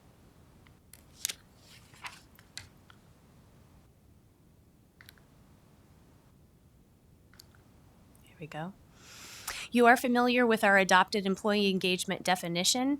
3 things I just want to remind you that we do track and we pay attention to through our satisfaction surveys and our focus groups. We are looking at how our employees feel about the organization, DVUSD. We are mindful of how they feel about their job, and we are mindful of how they feel about the colleagues that they work with and the people that they work for. We are looking for a long-term relationship with our employees. So when you look at bullet 2, we want to know, are they attracted to, are they inspired by, are they committed to, and are they fascinated by their work relationship? Are they interested in a long-term relationship with us also? As we've worked on this strategic priority area, we have spent a lot of time looking at national trends. We have the ability through the Society of Human Resources Management and another organization that I'm going to be sharing with here in a minute, of looking at corporate trends as well as social sector trends. So some things that I have shared with you before in previous presentations, I don't know if I've actually shared some of this data with you, but I know that some of you have attended our employee engagement and employee life cycle trainings, and you would have seen some of this information here. But what I want to point out to you is that employees in general across our nation are seeking empathy from their employer. Well-being programs are both a great retention and recruitment strategy, and employees are looking for their employer to understand the work-life balance. We know employees can quickly burn out. You'll see 61% of employees indicate that they do often feel burned out on the job, regardless of what their job is. We know also that they need support because of it. And employees are using their company's wellness program across all industries. So we need to also make sure that our wellness programs are meeting their needs. So our partnerships, these are 2 successful partnerships that we have entered into this year. You know that Valley Schools has been working with us for a very long time, but we're engaging with them in a very new way. But I first want to point out to you the Institute for Health and Productivity Management. It's a nonprofit enterprise affiliated with the World Economic Forum. They provide a unique perspective on the international public-private governance and so on for employee health and productivity management. What they have done for us, this has been really exciting. One of the members in our Human Resources Department, Judy Williams, had a personal connection with this organization. And they invited us. We were the only social sector group that has been invited into this group to have conversations about health and productivity in the workplace. I think we are fascinating to them to a degree. They come from huge global organizations. So if you go on their website, you're going to see companies like Chevron, you're going to see companies like Boeing and other global organizations. Local chapter organizations or only national and not global can join, but we are, to our knowledge, the only social sector that's affiliated with them at this time. We had a meeting 2 weeks ago that we had to cancel because of COVID-19, but they were going to meet with us in preparation for some of our upcoming planning that we're doing this spring and next year, and also so that I could share some of that information with you today. We attended one of their meetings this last spring. And in that meeting, who they bring together are all of the big wigs in the medical industry. And they share their new products and their new methods in helping employees in global industries and, of course, even in industries like ours. Then they bring all of the top people together in human capital management, and they have conversations about global, national, and local trends. In the public sector of education, this is different thinking. And it's been really invigorating for us to look at our organization to see that we too can do many of these things. And so we brought Valley Schools in to begin to have those conversations because we're already partnered with them and they have many of these resources. So we have shared our framework of thought, and I will share with you in another couple of slides how they are going to step forward and begin to assist. So IHPM looks at employee care in these three ways. Most organizations that you're going to talk to are focused on the middle section, wellness. So when you think of wellness for employees, you usually think of food and nutrition and exercise. But it's far greater than that, and we should be looking at it in these three ways. And I think do you not have a graphic in front of you? Some of you do. I think some of those graphics made it over to this side of the house. Do you guys? Do you have them? Okay.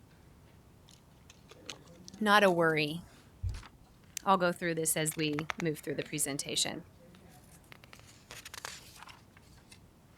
So the first one is in the area of health. So when we're looking at health, we're looking at at an individual state of health. Is it good or is it poor?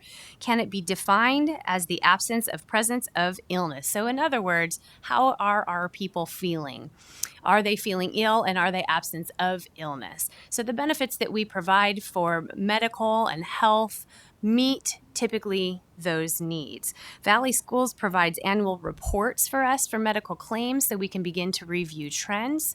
And those types of actions are highly recommended so that we can identify areas that we might want to educate our employees on healthy practices. So for example, you all know that my husband works in the fire department and I have conversations with him about how Phoenix approaches these items. They know that it is common for their employees to file claims or need assistance in the area of things related to sleep, like sleep apnea. That is common for firefighters. They also know that cancer can be a common condition for firefighters. So they provide a lot of education in those areas and they do monitor their claims in those areas as well. So that's just an example of how we in our industry could look at our reports to figure out which areas we need to get out in front of and how we can provide education to our employees. And as you know, we're in an unprecedented type of situation with COVID-19. That's also an opportunity for us to share what resources our employees have in this area so that they are absent of illness. And I also want to point out, Mr. Migliorino presented our benefit recommendation at the last governing board meeting, and he put forward the idea of a second opinion. And that is also a highly recommended strategy that we use because many people go with the first opinion of their doctor. And oftentimes that is not necessarily the thing that is needed for the employee. So that would be a strategy for us in helping people be absent of illness. So the second area under wellness, this tends to be everyone's default thinking when they're thinking about employment programs. Most employers heavily focus in this area by paying less attention to well-being. However, more and more wellness programs are including healthy mind and employee engagement practices. DVUSD offers a robust program through Valley Schools for all benefited employees. This includes Well Styles, an incentivized platform for employees to practice and compete for fun rewards. They also focus on healthy lifestyles, food and nutrition, exercises, weight management, and so on. All of this is performed on an online platform. This platform also can generate reports for Valley Schools for us to review. And the most important thing that we've learned from this platform so far that Valley Schools shared with us is all of our employees that are highly engaged in that platform are saving on a monthly basis $160. So in other words, when they're practicing a healthy lifestyle, they have less need for medical care.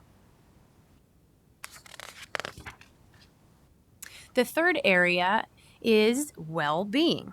Well-being essentially is, definition, psychological fitness characterized by the ability to perform at a high level because of intrinsic qualities regardless of external circumstances.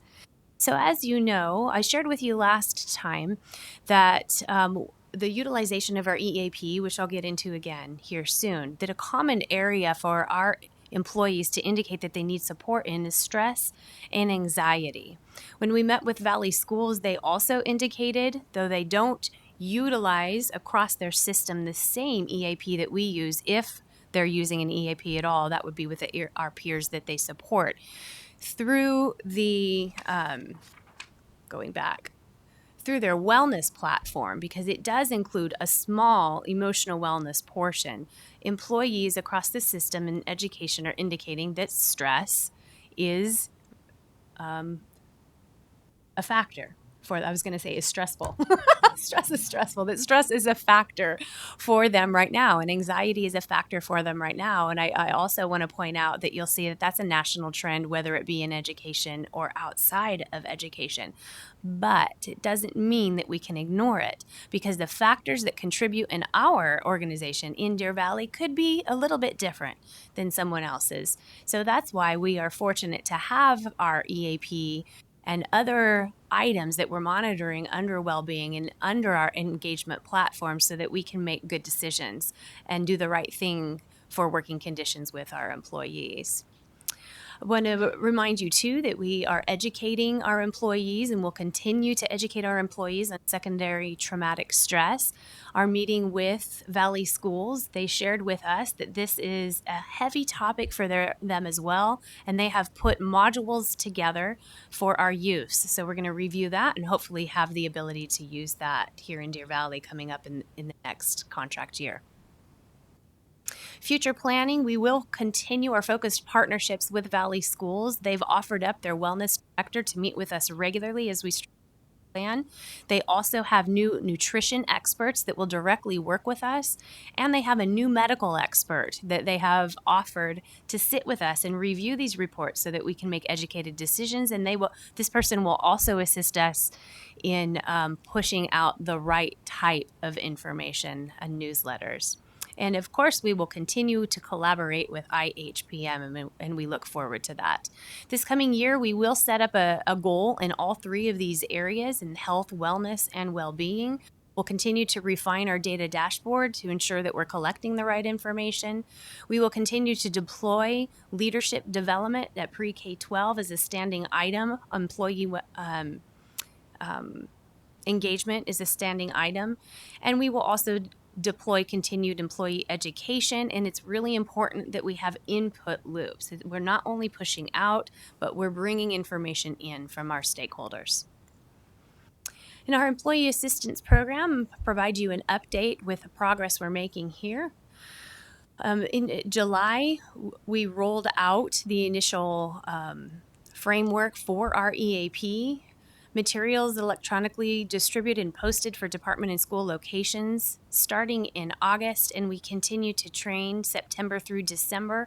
We have not yet conducted a training this half of the year. We collected information from our leaders. This is specific to the business side of the organization. We haven't been able to do it with our campus side yet. And this data indicates to you that our leaders are offering EAP information as needed, and weekly, monthly, quarterly, and biannually. The point of this survey was to learn how they are utilizing the EAP or recommending it at this time. Right now, this is as of yesterday. They sent us a report. 73.1% of our users of our EAP are employees, and 26.9% are their dependents. The top three reasons for use right now: anxiety and stress are the two that I mentioned before, and the third, very close, all three of them are very close, is legal support. And remember that an effective EAP is put in place to provide you a resource to decrease your emotional stress and your mental stress so that you can re-engage life. And so we do know that having the ability to talk to someone about these things is really important. Having someone to talk to about legal concerns is really important. It will decrease your stress and can help you re-engage. And it is also why our EIP has a financial aspect. When you can get your financial status in order, you also feel better. Our users, these are the areas, and I noticed before I came in here, not necessarily in order. So 37%, it's our highest method of getting information out. Our users are indicating that they're seeing it through our media push out, so either electronically or they're going to our website. The next would be physician or peer. Our physicians know that employers have EAPs, and so they will ask, does your employer have one? Yay, Deer Valley has one, and they can utilize it. 24%, they're hearing about it through human resources or their supervisor, or they are they have indicated that they are referring themselves. One early win here, I want to make sure that I speak to this accurately. Let me get to that slide. So Judy Williams worked with payroll, and payroll applied let's say, and food services. So we partnered with payroll, and food services joined us to apply for the Healthy Arizona Works Sites Award. So when you apply for this award, one of the reasons we really wanted to do it is we're looking for frameworks to see how are we doing and are we taking the right actions. And we applied for this award, and we received on first application the Gold Status Award, which is the highest recognition you can get on a first submission. So we will apply again next year for the Platinum status. We also are using all of this information in consideration of looking at a SWAY review. We do need 3 years of data in order to apply for a SWAY review, but again, the intention would be for an organization like SWAY that is used to looking at programs like this would be able to give us some recommendations and help us continue on this journey.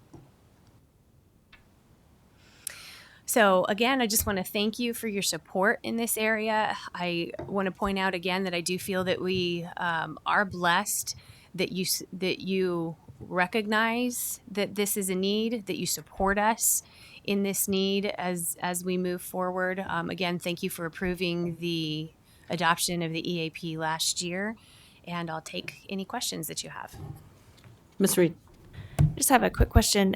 Do you know the number of how many EAP approvals we've had? So people that have gotten their EAP access code to move on to take advantage of services? Because I don't want to ask for how many employees we've had take advantage of it, because I know that they can use it as many times as needed.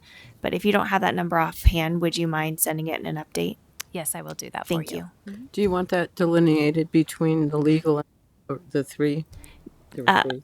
I don't know if we can delineate that. If we could, it would be nice to see how people are using it. But I'm just curious as far as the total number of engagements.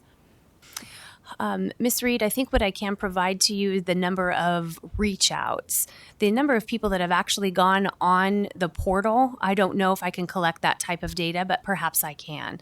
I can share with you, in general, the number of people that have reached out for phone call services or have wanted an appointment with either legal, with financial support, or with counseling support. Perfect. Thank you. Awesome. Thank you. Anybody else? Fabulous job. I mean, extraordinary job. We're in Deer Valley. It's extraordinary. So we could move on to number 4 and letter A. I move that the governing board accept the administration's recommendation to approve the 2020-2021 Employee Benefit Committee recommendation. I second. Jim, do you have anything new to add? Changes. Does anyone have any question? No discussion? Let's take a vote. All those in favor say aye. Aye. Aye. Aye. No reason to ask if anyone said no because that was unanimous. So let's Item B, governing board meeting dates. I move that the governing board approve the governing board meeting dates for regular scheduled meetings for 2020-21 school year. I second. Any questions? No. All right. Awesome. All those in favor say aye. Aye. Aye. Sorry, Sheila, we're going like so fast.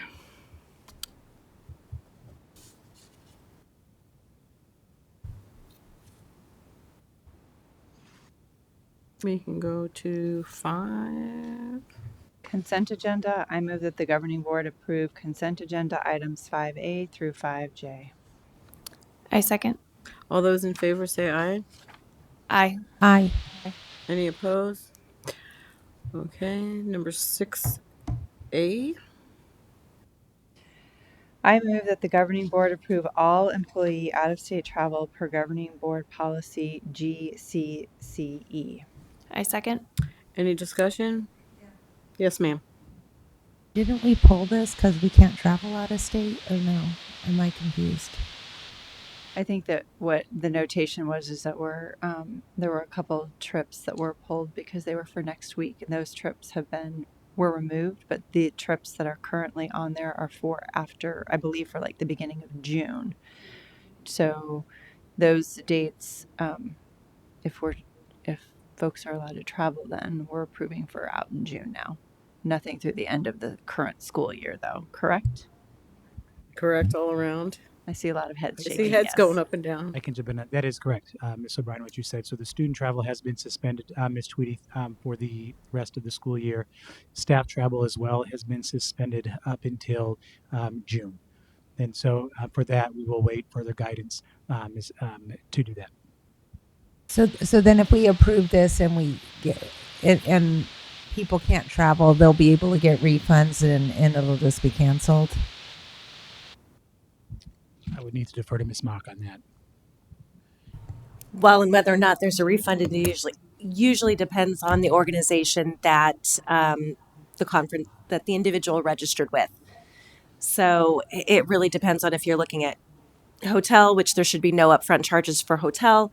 A lot of conference registrations, I don't know because I know there've there've been a lot that have already canceled, and I think most of those have offered refunds. I would have to look to those who had registered, but and then so the only thing that the district might incur would be if we paid for airfare upfront, and the conference were canceled. That we would be able usually to get a voucher for the individual to travel in the future. For I think most airlines have it to about a year now at this point, where usually it's about 6 months. And so we would be able to retain that voucher if they had any travel in the future to use as well. Or the employee, actually checked with the auditors on this a couple weeks ago. The employee would have the opportunity to purchase that voucher from us and then use it for their own. And just to add, I know that they're at this moment in time talking with the airlines to see what they're going to do because the airlines they don't know what they're going to do. So at this moment in time, they're talking vouchers, but that can change. So it's not like the personal. I changed my mind. This is worldwide. So Yeah. we'll go with what they say. Yeah. Mrs. Ord, Mrs. Go O'Brien, ahead. go ahead. I was going to say, one of the things we have seen is that they've waived, typically only Southwest Airlines is the only airline that waives the transfer fee if you're changing your ticket. We are seeing most airlines at this point, if you need to change your ticket because no flights are available or because travel has been limited, then we're saving that fee as well. And the only thing that we might pay in the future would be a difference in the fee if the flight costs more in the future. Right. Go ahead, Ms. O'Brien. I'm good. Thank you very much. Okay, so are we ready now to take a vote? All those in favor say aye. Aye. Aye. Aye. Any opposed? All right. Moving on to 6B. I move that the governing board approve recommendation for fiscal year 21 lunch meal price increase. I second. Mr. Miglerino. President Ordway, members of the board, Dr. Finch, we have looked at the meal prices for next school year and have even provided a comparison of our comparable districts, our neighboring districts as well. And it is our recommendation to increase the meal prices by 15 cents for the lunches for both elementary and middle schools. And then we have a conforming change that's required as part of the USDA lunch program for the adult meals. So there's a slight increase for the adult meal as well. And then just a uniform $3.50 for the high school lunch meal. Breakfast prices would remain the same. Again, this is driven mostly due to labor costs with the increase in minimum wage, but also there are some food cost increases that are also causing the need for this. It's been 2 years since we adjusted meal prices previously, so be happy to answer any questions the board might have. Yes, Uh, Mrs. One of the things O'Brien. you talked about Mrs. during O'Reed. the Auditor General report was participation rates. Do you know what our participation rates are in Deer Valley for our school lunches, roughly? And if you don't, I'd be happy to have it in a future update. I don't have it Okay. committed to memory, but we do have it by school and for the district. What would be your preference in receiving that information? An update would be great. But to what level of detail? Oh, I just, for the district, I don't need it by school. I'm just curious by district what it is. Yes, Mrs. O'Reed. Why? Thank you, Mrs. O'Ordway. Hey, I start with an O. So, following up with what Mrs. O'Brien asked, I know that in the budget we get a little bit more of an overview as far as the Gold Book is what nutrition costs and how much money we anticipate bringing in and things like that. But would it be possible to get maybe an annual report on food services presented to us, or something of how many lunches were sold, how much money was made, how many people participated between adults, lunch, breakfast, students?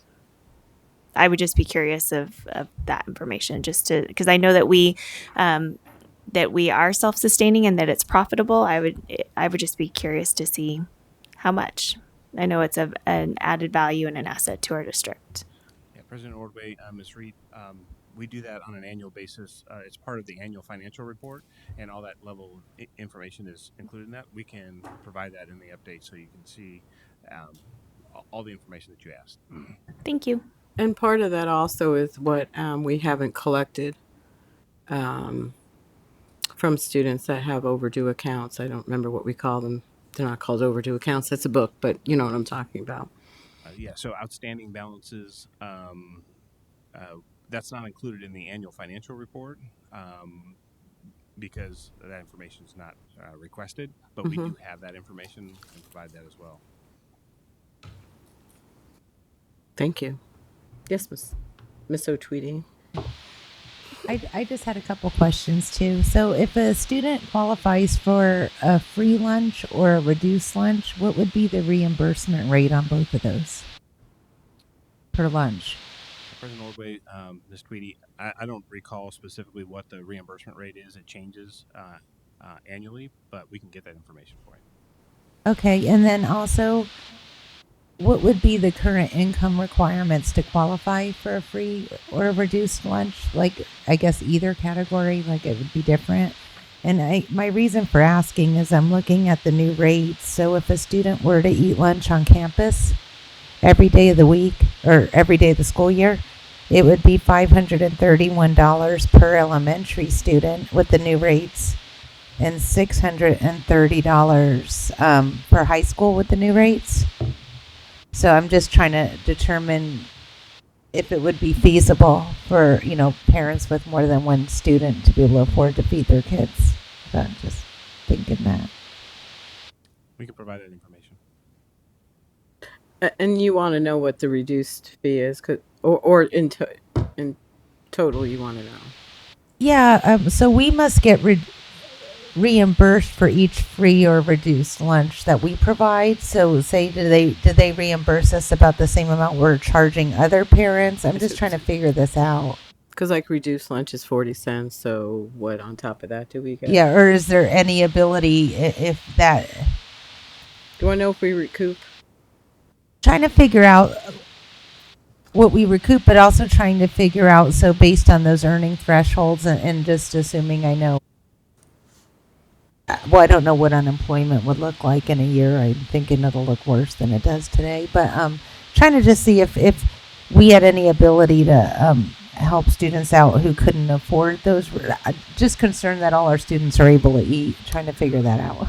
Are you asking whether or not we can offset costs? Is that what you're If there's any ability to do that, or are they covered with the current threshold, the people who wouldn't be able to afford 531 or 630 a year per child for lunch.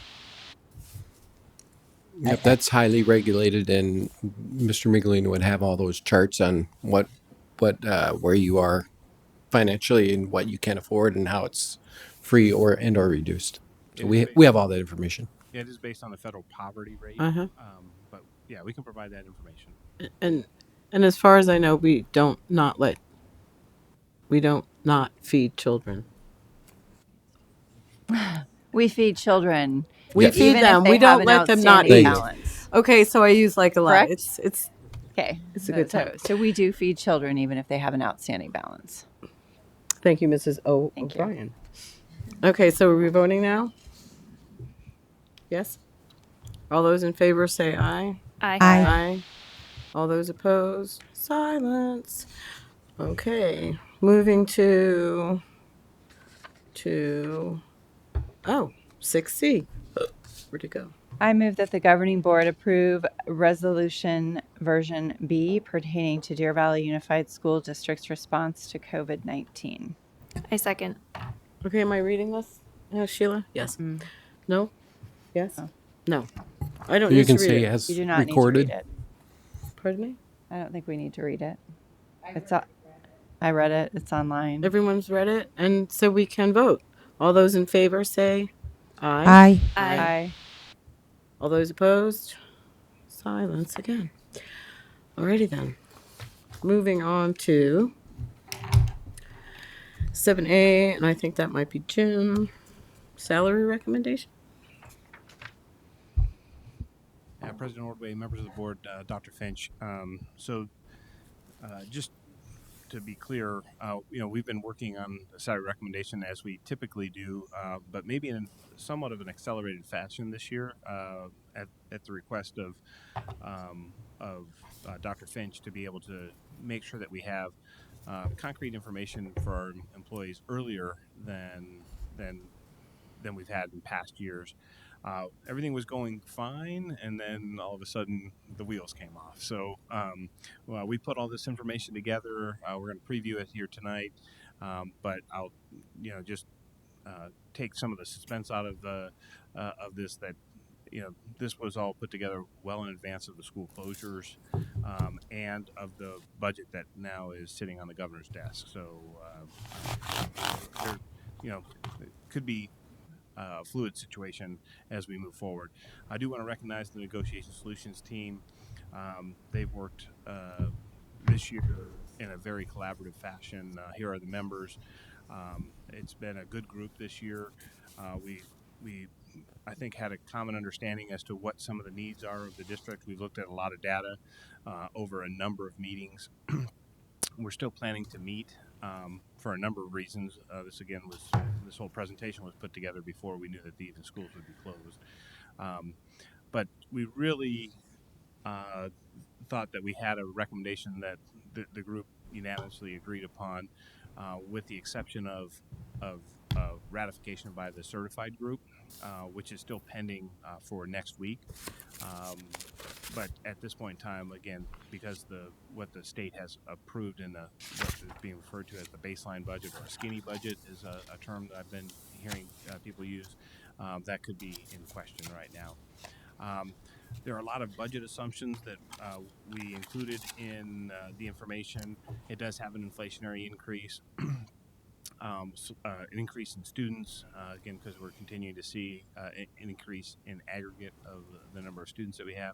Our teacher experience has gone down, so there's slight reduction in our budget for that. This is the one area that was different in the skinny budget. The district additional assistance was supposed to be, we were hoping it was going to be fully restored for next year. In what was approved by the state, they partially restored district additional assistance, with the hope that it would be fully restored in the following fiscal year, so fiscal year 22. So that's about a $2.4 million difference in our projections. So that's something that we'll have to take into consideration as we continue to look at this. All the rest of this is basically standard information. We didn't change class size, the staffing standards, anything of that nature. The benefit recommendation that you just approved was a 0% increase on the medical premium cost side, so slight increase on the. On the staff, on the class sizes, the ones in the PowerPoint don't match the ones in the 1920 certified manual. Do you know why they're different, or are we changing them, or?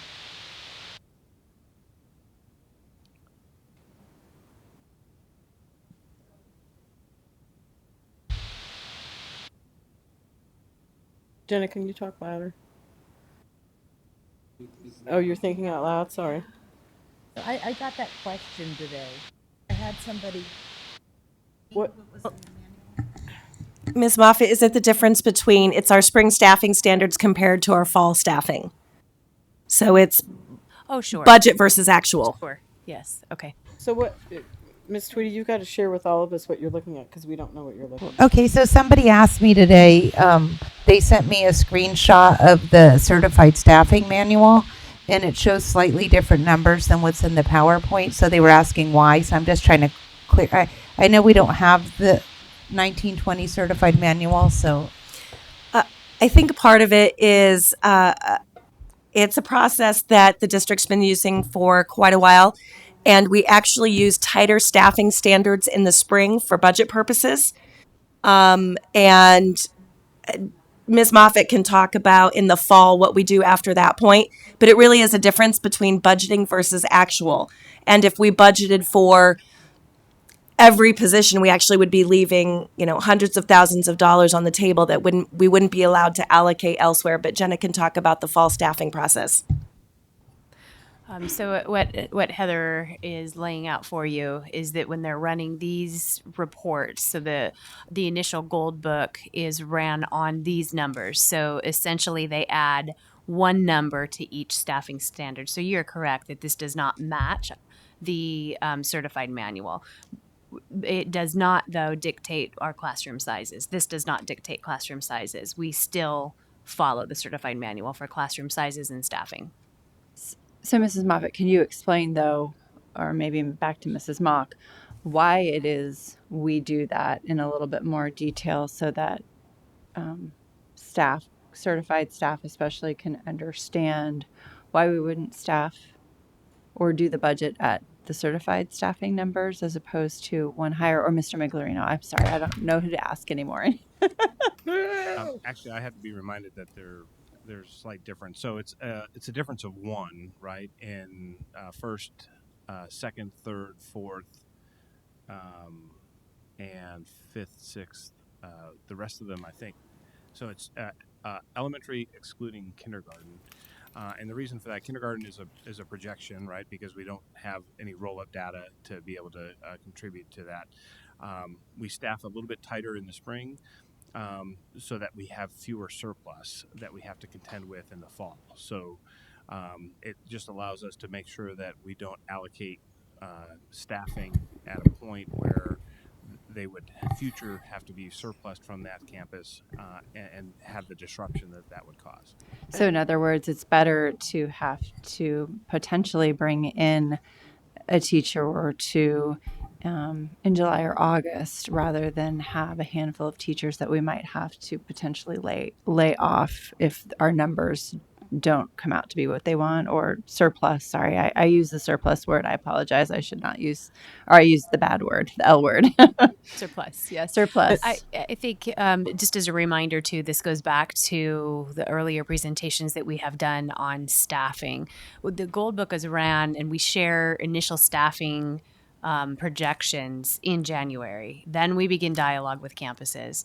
So the first run looks like what you see in letter B, but that doesn't prevent us when in conversation and looking at open enrollment and looking at trend from adding another teacher, or potentially, even if we see that we weren't quite right in that projection, taking a teacher away and moving that teacher somewhere else. That's all part of spring staffing. This just shows you what the initial Gold Book is run on. And to ensure that we have the ability to staff higher if we need to, that's why we have contingency. Correct. Correct? That is right. And this is the same process we use every year. Right. Correct. Okay, so we're not increasing class sizes. We don't need to set off alarms all over the district. Okay. Yeah. Thank you for allowing us to clarify that because I had forgotten that that was why it was different. I forgot it was different, to be honest with you. uh, so the as I mentioned, the medical premium costs were at zero. State retirement slight increase. There is a district office budget addition here, so we have some additional operational support, about $320,000, and then there's some special education support, excuse me, that is also part of this plan, but it is going to be funded with our Medicaid and public schools program as per what our preliminary budget projection looks like. Um, and that's as a result of the futures report specifically. Good. On the first line, just for clarification, it says the alternative contribution rate. It's referred to as an increase, but it's showing a decrease. So what's actually happening? Are those numbers flipped? I'm sorry, that's a typographical error. It should say decrease. So the Arizona State Retirement Alternative Contribution Rate is reducing from 10.41 to 10.21. I apologize. Okay, thank you.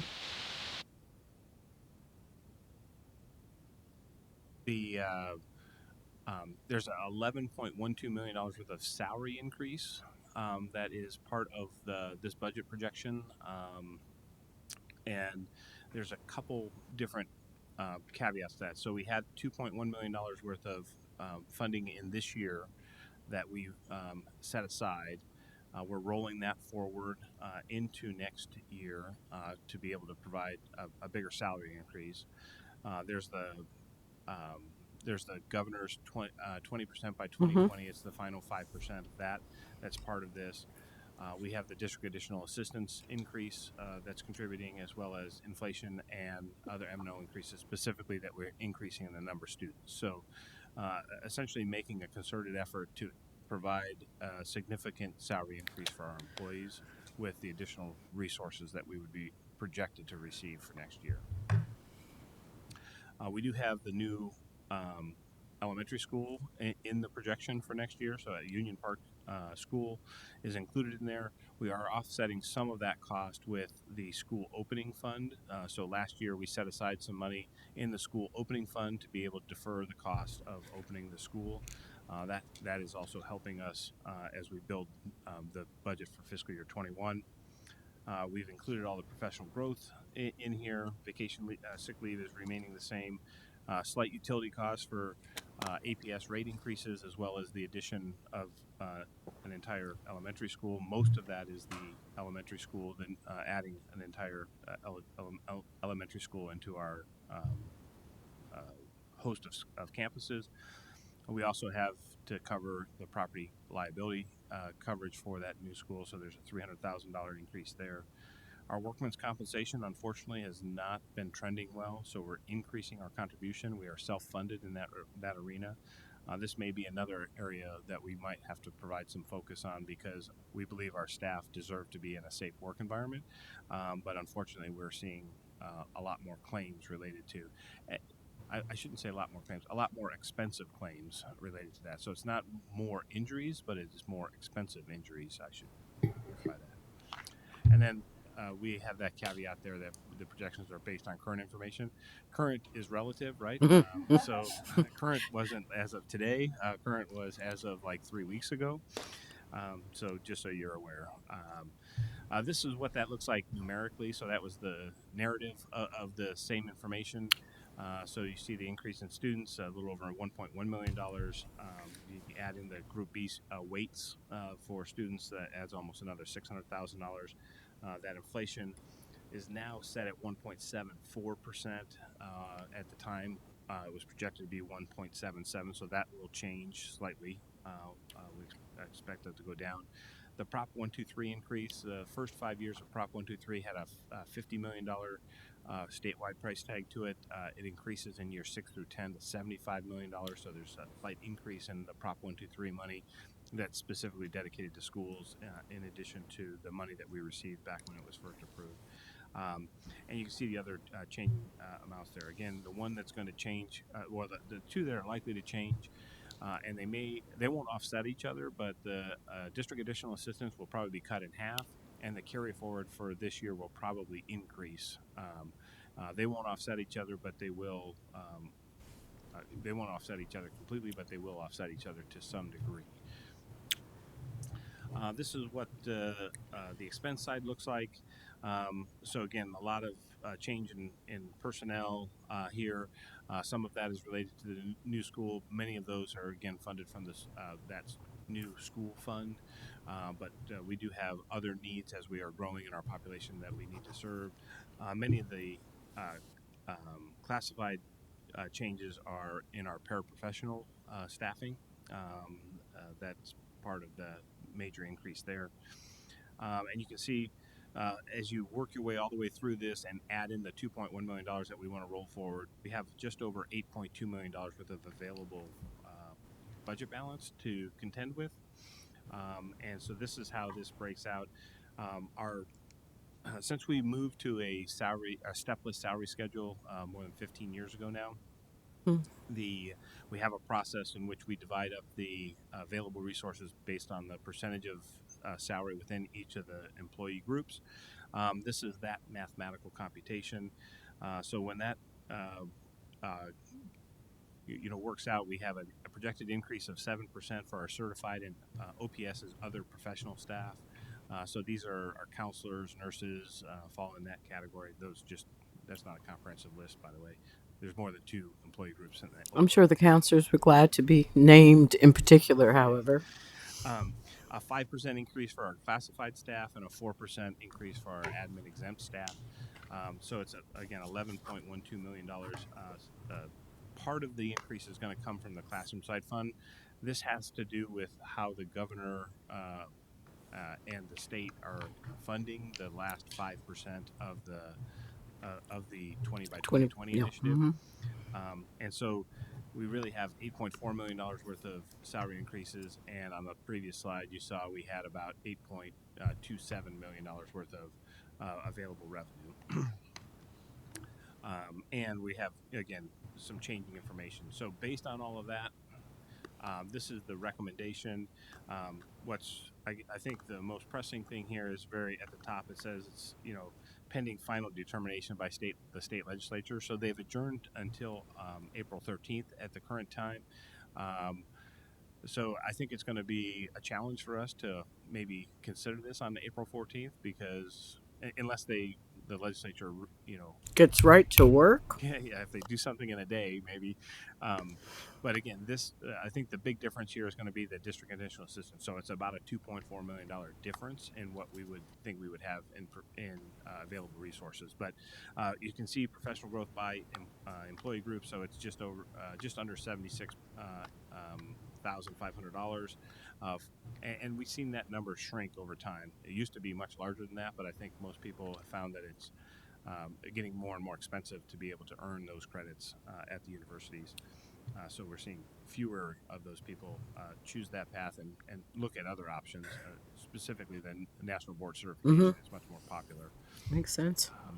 Again, a 7% on average salary increase for the base contract. This shows a 60% percentage increase, 40% flat dollar increase. That has not been ratified by the association. That is pending a meeting on March 31st. I think that percentage split, which per our approved manuals allows each employee group to determine how that split would be. It still is pending the board to approve it, Mm-hmm. but each group gets to establish that Right. individually or by their group, not by individuals, but by their individual group. That percentage breakdown might change as part of the ratification process for DVEA. But we did establish that the certified starting teacher pay would increase to $42,000 from Okay. the current amount, which is $40,250. Say So that one more time, Jim, please. current starting teacher salary is $40,250. It would increase to $42,000 under this. And then if you could go backwards in time, for the Auditor General report, how close does that bring us to? It's not that's average salary. That This was is average starting Oh, salary. average. salary. Salary. So Okay. what we're trying to do here is increase the average salary by a greater percentage than everybody else in the organization, in the Deer Valley organization, Right. to try and close the gap with To the close. Okay. with the Auditor General. All right. And yeah, I didn't mention it at the time. One of the other caveats that we have is our benefit package is more Yes. rich than other districts. So our board policy has us look at not only salaries but salaries and benefits combined Right. to be able to make those comparisons. That is not part of the average salary comparison that's in the Auditor General's report. Okay. And then it's if you would be so kind as to give us an average value of our benefit package, so we can look at that while we're comparing, or looking at the salary recommendation. Sure. Thank you. Anybody else? I have two questions. Ms. O'Tweedy? Um, Two questions. If a teacher comes from another district, how many years of experience do we offer them? I'm gonna. It's 5 years, I believe, and each year is $700. So up to 5 years of experience at $700 per year. So an additional $3,500. And so we don't go over 5 years experience then? We currently do not. Okay, and then are teachers paid extra for being nationally board certified? And what is the amount of that? 1,000 a year, like it's an addenda? It is. It is an addenda, and I'm being told it's $1,000. So I'm not going to argue with that. Thank you. Yes, Mrs. O'Brien. So one of the things we've talked about in the past is ensuring that our starting salary is comparable to other districts, or actually higher, I believe. So do we know what the starting salaries are yet of our comparable districts? They've not made those decisions yet. Ms. O'Brien, it's possible that some of them have already made those decisions. We've thrown the question out there a few weeks ago, and most people didn't know yet. And no one yet reported what theirs was going to be. But at this point, it is possible that some have declared it. Usually, we won't tend to find that type of thing out until, well, really until now with the closure. I'm not exactly sure, but we could throw the question out again and find out for you. Okay. Thank you. Mr. Omiglarino, do you have more? Yes, I'm sorry, making notes.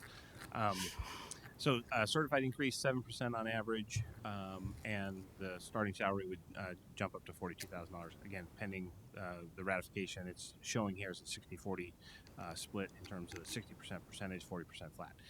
Very similar for the other professional staff, 7% with a 60-40 split. There's many different classifications on this particular salary schedule, so we're just saying that there would be a starting salary increase of 6% for this group, and that would then mean that each of the individual positions on that, and I think there's at least 10 positions, different positions listed on this particular salary schedule, would increase by 6%, as opposed to just being able to give you the one number that we did for the certified staff. Right. And some of these positions are the positions that we have the most difficulty actually filling because of the nature of the position. So these are also positions that by raising that percentage might help us fill some of the vacancies that we have. You mean like those 3-hour jobs? Not so much the partial FTE positions. It's just the nature of the positions themselves. So our psychologists are on the schedule, speech, some of the other services that we have difficulty filling. So for the classified staff, we're talking about a 5% increase.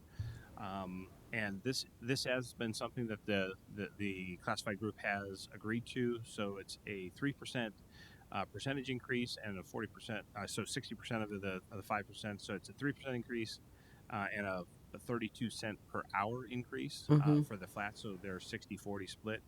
And doing traditionally they've done a 50-50 split, but because of the compression that minimum wages caused, having Yes. a higher percentage on the percentage increase is going to help with compression. So this is something that we talked about.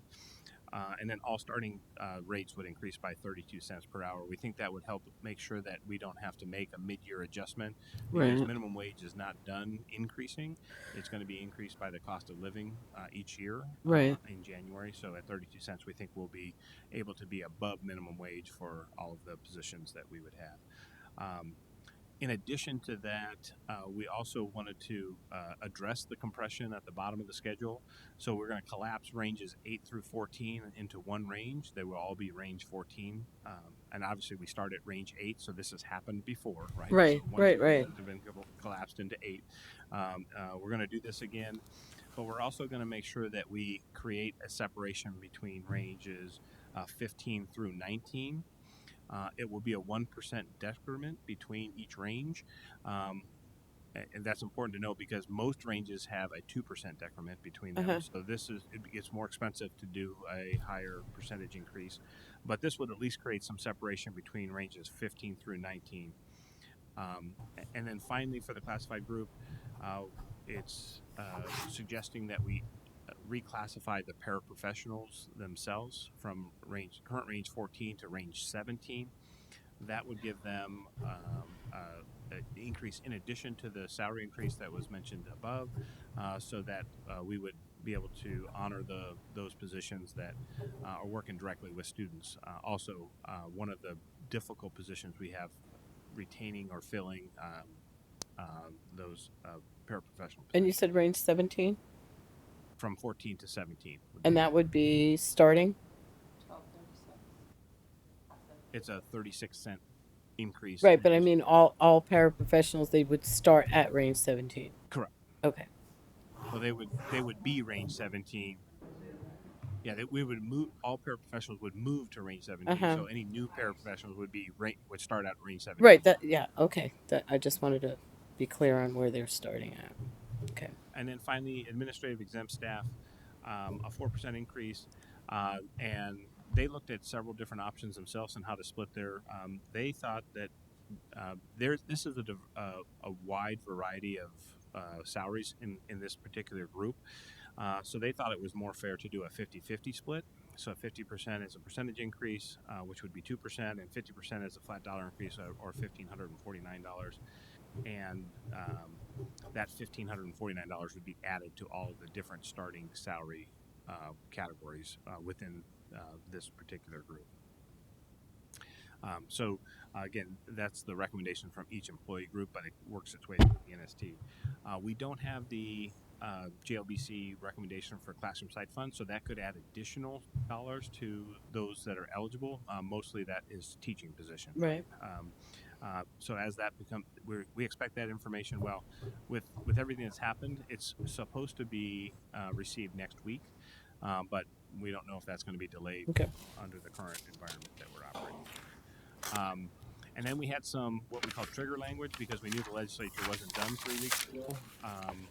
They may not be done even though they approved a budget as well. Basically saying that, hey, if we had anything more than $800,000, then we would like to make sure that those MIPS positions that I mentioned earlier that are part of the futures report, they get moved into M&O so that we have a committed revenue source to fund those positions going forward. And then anything in addition to that, or now we're talking about so the $800,000 is the threshold, the $400,000 on top of that, $400,000 more, that we would reconvene the negotiation solution team to be able to address how we would allocate those resources. We've done this in the past. Unfortunately, if the budget doesn't change from what was approved, you're not going to have to worry about this. We're going to have to worry about how we're going to cut $2.4 million. I want you guys to have more meetings. We do have more meetings. And, I mean and that some are of because them may of be virtual $400,000. because there's more than 10 of us. I want them because we have more money.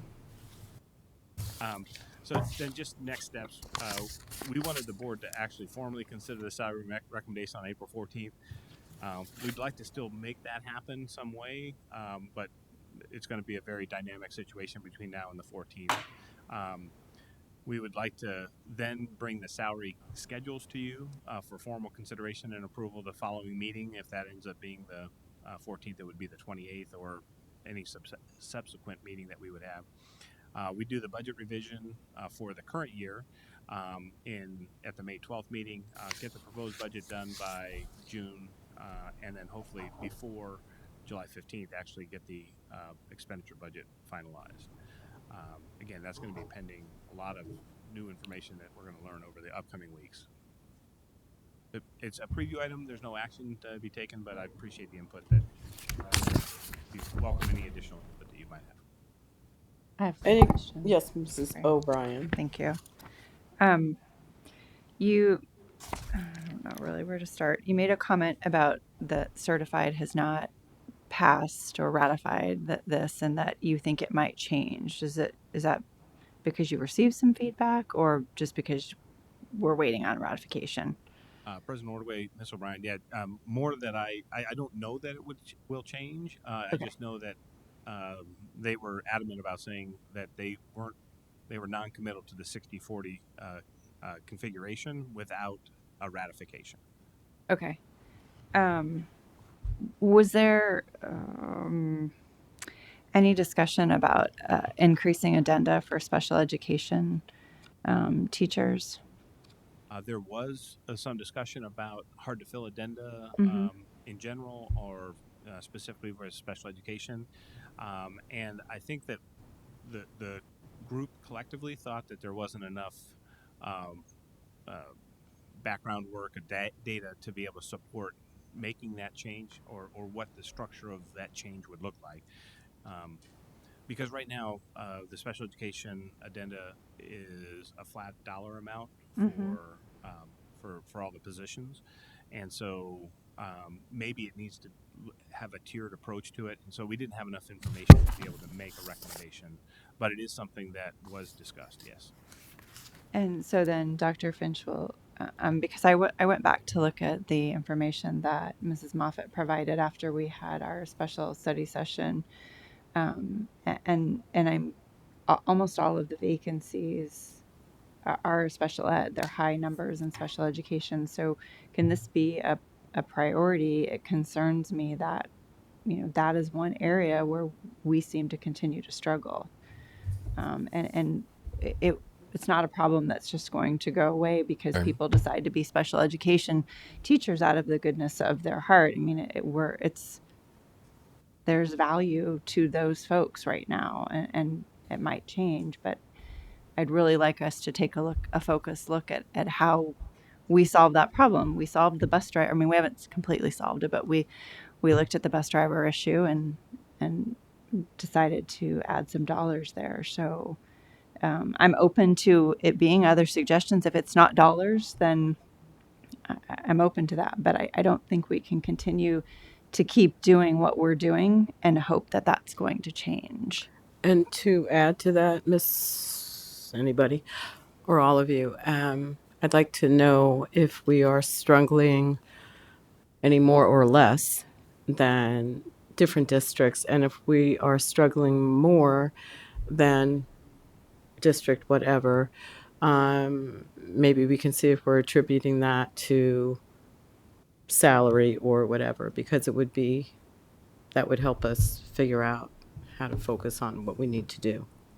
Yeah, that was going to be my comment. So you're on the right trail.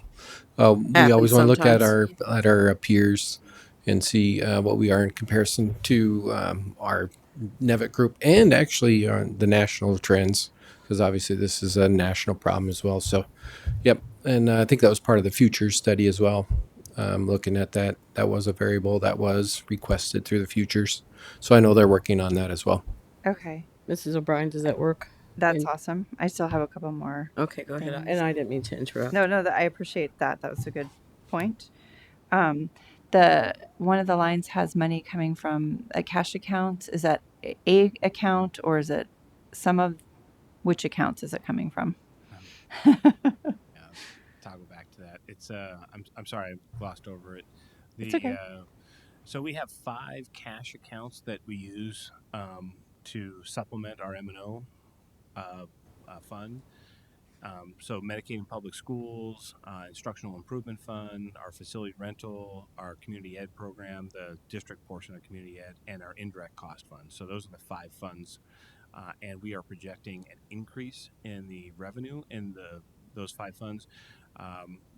Several years ago, we used to use 1/3 of the available balance. We changed that to half, so we use, and this represents 50% of the projected balance in those 5 funds. And that is just the increase that we're expecting. So that's not the total.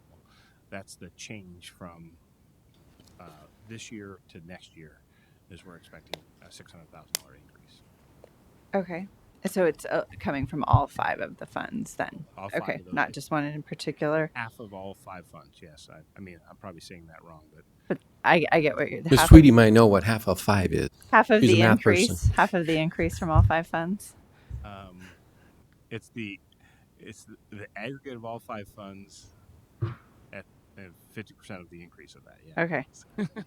Well, thank you, Mr. Miglerino. More, Well, Mrs. O'Brien. And Mrs. O'Brien, I would just add that any of the expenses that come out of those funds, of course, if we've got salary or something like that, we take that off the top. And then so it's half of what's left after we pay for committed expenses out of those funds as well. Half of the net as opposed Yes. to half of the gross. Gotcha. Thank you for that Woohoo! clarification. And I don't need this information tonight, but if we could have it in an update, if you could give us a little bit more information regarding the expensive claims that you referenced, some Workman's of the comp? workers' comp claims, thank you, as well as some information on our vacation and sick leave buyback program and how much that costs us, or how it worked. If we could have an explanation and update as well as how much that cost us, or roughly. I don't. And then I guess I would like some feedback from board members, or maybe Dr. Finch and Mr. Miglerino, but if it looks like we're going to be $2.4 million shorter than we had anticipated, and I understand that this presentation was made during a different time, literally. I would like to see something ahead of time, what it would look like without that 2.4 million. I'm not going to lie, I'm a lot nervous about approving something that That's short? that Yep. just frankly may not have. I don't know what the legislature and the governor are going to do. I like to think they're going to come back to work, but I also know that our economy's been hit hard, so I don't know that they're going to want to be spending money like they maybe had planned to do 3 or 4 weeks ago. So, Well, I predict you're again thinking correctly. I predict that if any work that we do will be wasted. So until we know real numbers, this is as real as we have. So the reason why I asked Mr. Miglerino to present it is because of all the hard work that they did on it, and to let the staff know what we were thinking. And so if a chainsaw goes through the state's budget, then obviously we'll be back to the drawing board. So we could do some work on some general principles on which directions we might be heading but it is also very possible that they will reverse their decision on district additional assistance. They might fully fund it after all. That's what they were projecting earlier in this year. So it really depends on the pulse of the economy. So if this is a short window, then these numbers might even turn out to be better. So I really don't want to put the staff through an exercise in futility unless it has a purpose. And the only purpose I could think of would be maybe options or guidelines or principles that they would follow if X, Y, or Z didn't come home. So I don't want them to have a bunch of meetings minus 2.4 million, and then turns out it's minus 6.8 million, or it's plus 3.2. So we don't know information is my point. And so for us to put a bunch of work into it, I think is futile at this point. Does that make sense? then I guess I misunderstood, because I thought that the skinny budget was approved, which means we don't have $2.4 million. That Yeah, if things stand like that's a if big if. if the Right. government if the governor and the legislature does not go back to work Correct. and do any work on the budget, we're subtracting $2.4 million. Period. End of story. Correct. Did I misunderstand that? Correct. That It's is the correct. definition of a skinny budget. It means their work is not finished. So if they decide to not move forward, then they will go with that skinny budget. You are correct. But that's the point of they're hedging their bets. So that's what they're doing. That's what our lobbyists are telling us. Right. Does that And make sense? I guess what I wasn't, yes, that does make sense. And I guess I'm not asking for a whole bunch of different options. What I guess I'm, or not, I don't guess, what I'm asking is what are my fellow board members' thoughts on, since we know we have a skinny budget approved that is minus $2.4 million. What I'm asking for is what does this recommendation look like minus the $2.4 million?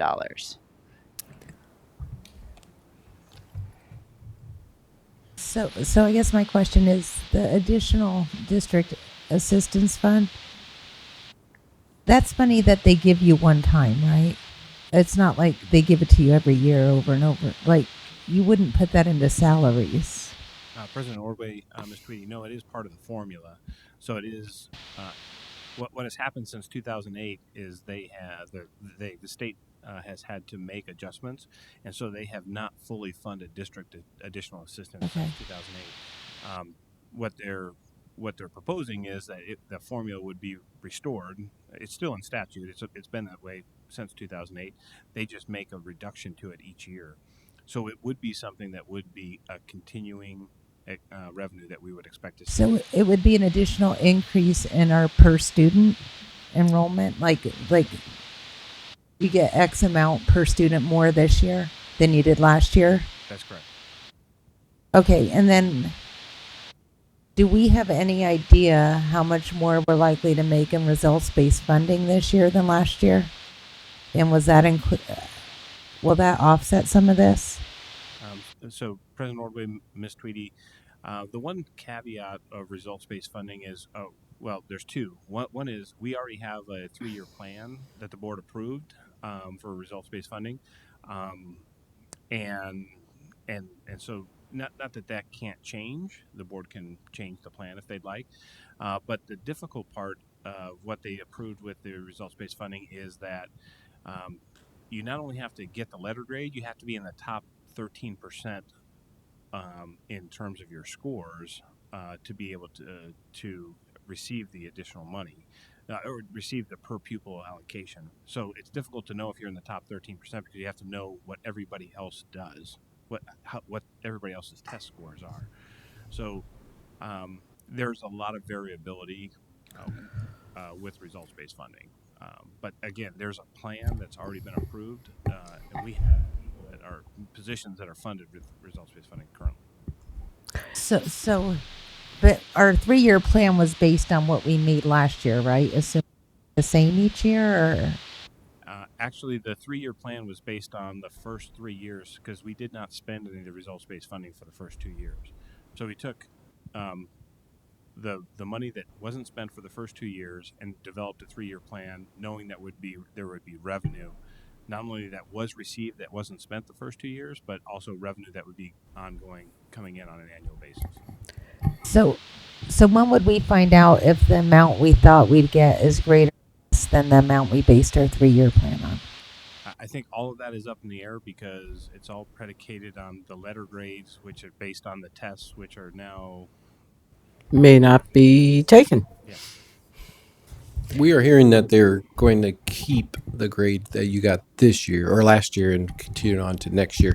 I think the question that you're asking, maybe the short answer is it, and Mr. Migliorino hit on it, it's too volatile to become a normal stream for us to put into salaries for, I think that's where you're headed. And so versus like a district additional assistance, which continues on at a specific rate and that they are increasing. Because remember, they stole billions of dollars. I don't know, 1.8 or some number out of district additional assistance for basically a decade, and so now they're restoring it. That's what they're doing now. So, and part of the promise of last year was that they would increase it or make it go faster, restore it faster. That stalled as of last week or today or tomorrow when he's going to sign it.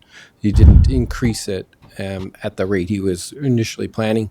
Again, I argue, and I'm pointing out, is that they're just putting a pause on their budget process to keep an eyeball on the economy. So if the economy doesn't take a hit, I fully believe that they'll continue the increase over time. So, referring to what Mrs. O'Brien was asking for, I do understand that we don't want to overtax the staff who's already been, maxed out. However, I think perhaps if we could get some maybe guiding principles of what happens when you're subtracting $2.4 million to what looks like a budget that people want to be approved. And I'm not going to say that's not difficult, but we've given our guiding principles, and would that work, Mrs. O'Brien? Because I mean, $2.4 million is a lot of money. Maybe not a $200 million budget, but it is going to be something. So if we could just revisit the guiding principles and get it in a Friday update, then all of us can read that and then give some input in it while not really giving you too much more to do, because whatever it would be, it would have to go through NST anyway.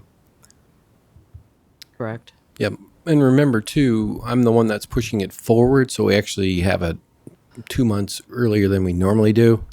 And so, and we didn't know this was going to happen, so Sure. It will probably end up following the normal budget process, and we will be approving it on the last day like we've done for the last decade.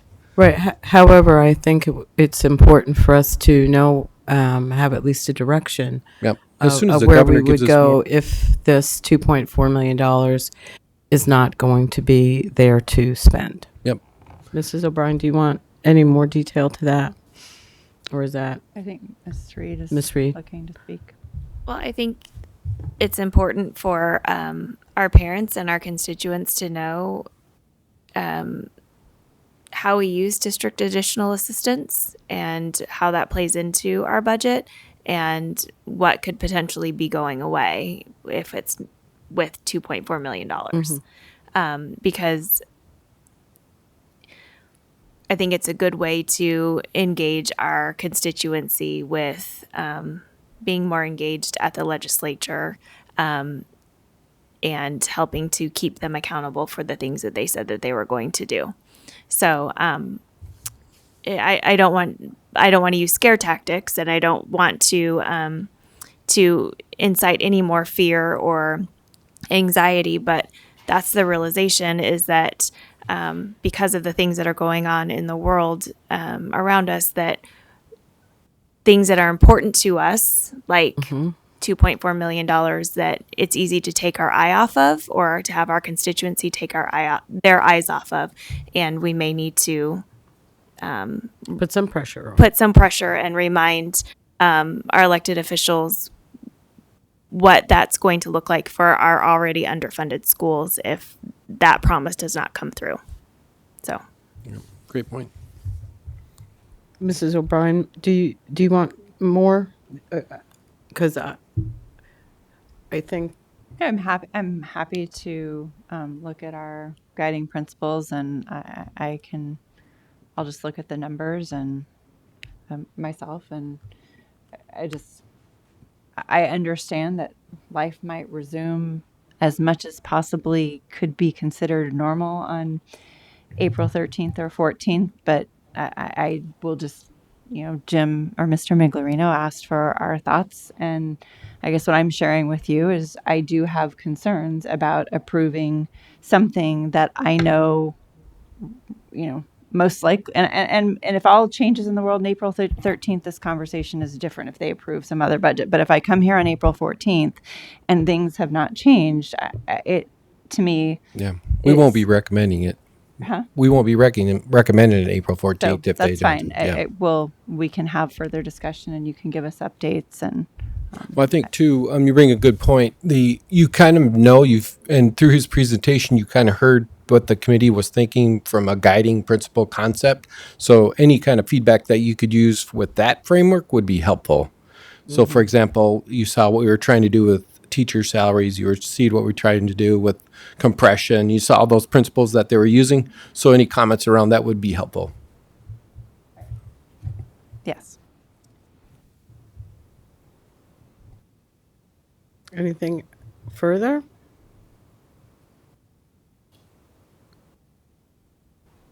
Nothing? Oh, where are we then? Oh my goodness, The are we at the end? calendar dates are meeting dates are posted, and I believe I can move to adjourn the meeting. Second. And all those all those in favor say aye. Aye. Aye. Opposed? None. Thank you very much, everybody, and wash your hands before you leave. I'm doing so